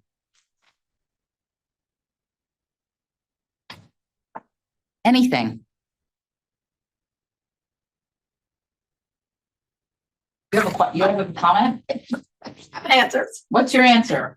So when she talks, it goes back to Caitlin's talking about the STEM, like what is her field? Does she know what that means in the United States? So, even some career exploration, right? What narrowing that in, asking her some questions about what she wants to do, bringing in those career pathway, building a career pathway. Does she want it? Can she have her certificates and degrees, credentials translated and evaluated? Is that an option? Where is she going to start? Right? All those starting points about really exploring what does it mean when she says she would like to work in her field. Taking a virtual class, and we talked about transportation, right? We talked about the necessity of people really being able to interact with one another. Should she have a face-to-face class? Does she need a tutor, right? What are some other ways that you can build those English language skills that might bring her more easily into her field, right? Whatever that is. Okay, thank you. Scenario 3. So we're gonna shift over to the other side of the room. Rowan is in his 50s and lives in Salt Lake City. He was a teacher in Vietnam. Now he is a stay-at-home father who has been taking care of 3 children while his wife works. He takes an intermediate English class and is interested in going back to work in the education field. Okay, first of all, what intake questions would help you to identify this person as an ITP? Well, this one is more noticeable that he likely is an internationally trained professional. Why? Because he said he was a teacher and we know that's a professional field. That's a professional field. So would we have to ask, what's one probing question that we might ask though? What kind did you teach? Right, did you teach kindergarten or did you teach advanced physics? Right? So that might help to give us a little bit more information about his content knowledge. I mean, I still think you need to ask what his credentials were. Like, I have no idea what the process of becoming a teacher. Like, so still wondering about that process. Right, is it a bachelor's degree? We, in Pennsylvania, you can be a teacher and not have a bachelor's degree. I don't know what is you eventually have to get one, but you don't need to start out. Same here. No, especially. You have to have a degree, but we'll let you into a classroom with a degree. Out. In Pennsylvania, and this is probably not just Pennsylvania, but VOTEC teachers, CTE teachers are hired because of what they can do, right? They are carpenters, they are bricklayers, they are able to do what they teach. So I think, they have quite a long time to get that degree, but so we don't know about Rowan. So good question, whoever brought that up. Thank you. All right. What else do you need to know? What other questions do you have for him?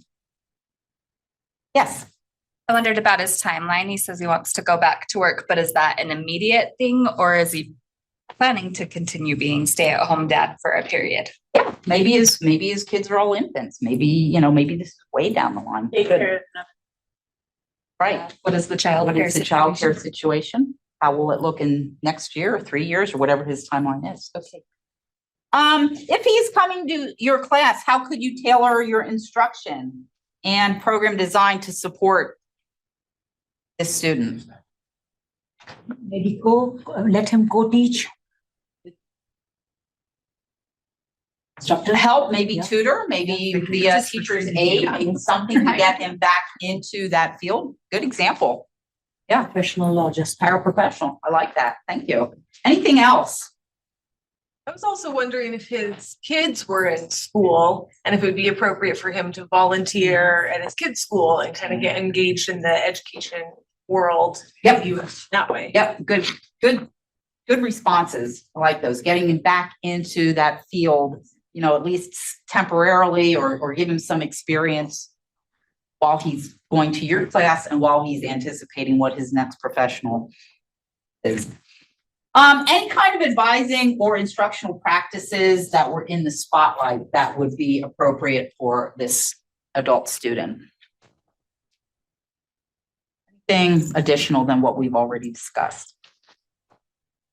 One of the things that we were talking about, just furthering on Utah's Department of Professional Licensing, because education is overseen by the state. There is a place online that we can go and enter this person's information to get them on the path of getting that recognized. I think there are a lot of community resources specifically surrounding education too. So we talked about those, just starting down the path of degree recognition. And then there's a lot of community partners doing programs like Grow Your Own Educator, which are like paraprofessionals, starting in classes and working your way up, that have a lot of access to scholarships and things like that if it's needed. So one of the burgeoning areas in the workforce development arena is apprenticeship and apprenticeship for teachers.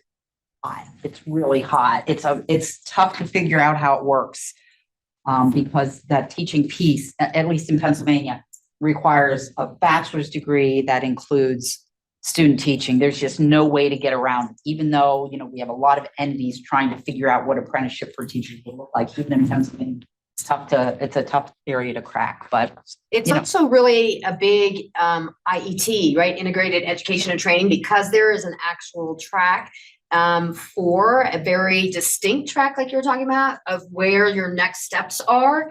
And there you can get into paraprofessional, you can get into other jobs within the school. And oftentimes these are done in partnership, which is why it becomes an apprenticeship, is that they're done in partnership with the schools. If you have a relationship with the school district, right? Exactly what you're talking about. They are that oftentimes schools are looking for diverse instructors and teaching staff because their schools become more diverse. They need them multilingual. They want people to look like their children, that they are much more open and willing to work in conjunction with ESL and adult ed program to create that pathway. And if you stack it right, it's actually the first initial part getting into the school job is really pretty. okay. Yes. One thing that's cool about Utah and other states too, but Utah has a lot of dual immersion schools. And so a lot of our teachers who are coming from other countries can actually be teaching in their native language. And that's actually really, really valuable. Yeah, I don't think we do that. Very special. Pretty sure. Okay, thank you. Thanks for sharing, everyone. And then scenario 4 is Bella is in her early 40s and lives in Salt Lake City. It's great that all these people live in Salt Lake City. She moved from Mexico where she was a doctor. She currently works in the service industry, but would like to work in her field of study. She does not have work authorization. Okay, what are some things would help us to learn more about Isabella? What's gonna help us to know that she is nationally trained professional? And what else do we want to know before we start thinking about how we can deliver service to her? Not just in our program, but in our. My mind, and I could be On the last sentence is a. Yeah. right. she ever eligible for Status? My work authorization. I don't know. I mean, and I'm kind of new at this, but I don't know. House to Congress to take for change the status.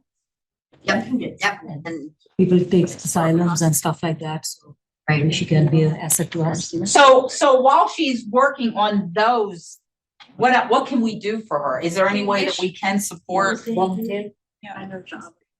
and volunteer.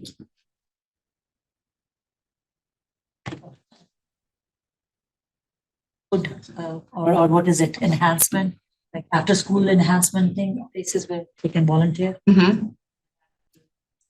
but if you think about what are you going to ask her? She's a medical doctor. working in the service industry, what kind of doctor, but think back to one of the earliest things that we talked about in intake, you know, where your first steps advising come in. Does she want to work in the medical field? Okay, and what does she want to do? Does she want to be a doctor? And there are many, many ways to work in the med. I mean, that's pushing aside work authorization, right? That's a whole other kettle of fish. But then finding out what does she want to do, right? Because, and if you lay out the pathway to being a doctor in the US, I don't think that there's reciprocity between Mexico for. So you're going to have to think about that because that means you have to go back and retrain. Because what do you want to do? What do you have the appetite for? How much time do you have? Right? That's why that advising piece is so strong, is that you have to figure that out for their pathway through education. Hey, and that brings us to the end of our day, at least our day. So, The end of their day too. and the end of their day too. So share one new question you will ask prospective ITPs in your intake and or orientation session. So what are you going to do when you leave here today and you have new students coming in tomorrow, next week, next month? What's one thing you're going to change? One new question you're going to ask? This is, do you understand what an exit ticket is? Don't leave. Right? Wow. That's what it is. Well, no, not really. Oh, okay. You will be held hostage until you're certain. What are some ideas? What are some ideas? I mean, we just talked about them, right? We just talked about many of them. What do you want to do when you leave? That's what we usually ask our inmates.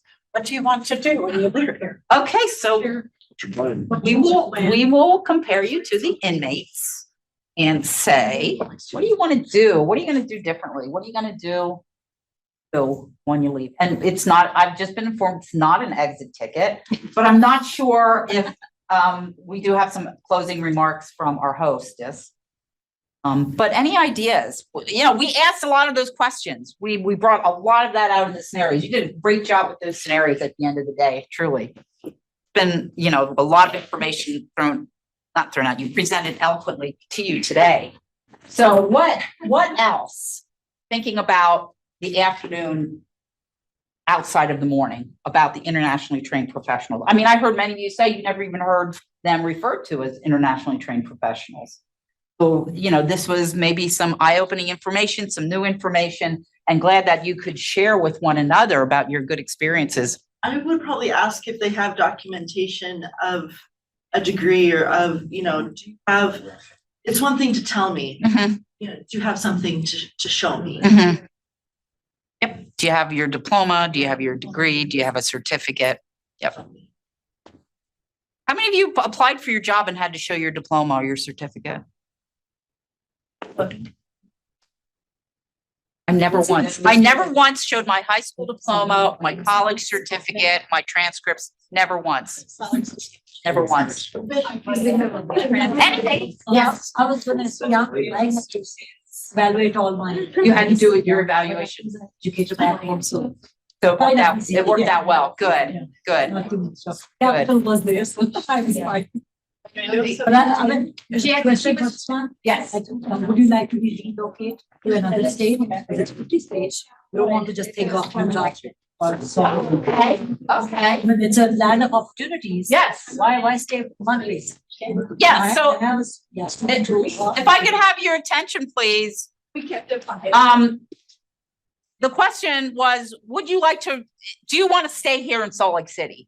Is this what you see as where you want to stay? Or do you want to explore other opportunities in other states and other places within the United States, which is an interesting question to ask. You're all by yourself, you're a bachelor or. Yep, if you don't have, 3 kids in school. You can take off. I've actually offered one of my students. Yeah. She's happy with that. So, thank you. So, okay, we're not going to belabor this. We're going to end, shush, Blair. We're going to end on a high note. And thank you so much for your active participation and for being such a good audience and contributing. I hope you learned from what we talked about today. Blair? I certainly have learned from you all. I really appreciate you sharing and contributing and asking some good questions and offering some suggestions. I think that it's, as I said, we take this information back and we will we make revisions to things based on how you all given us information and add to what we do. Thanks for all the good work. Okay. Yes. And so closing remarks, just you have all the resources. The PAPA is open, that if you have resources that you're aware of that weren't mentioned, I know Kate, she had a couple of things. Feel free to add them in, share with us. And thank you for all that you do. If our team here at the state can help support you, like, please lean on us. That's why we're here. They're your partners to travel safely. Hey, thank you again. Oh, Exit. Exit stage right.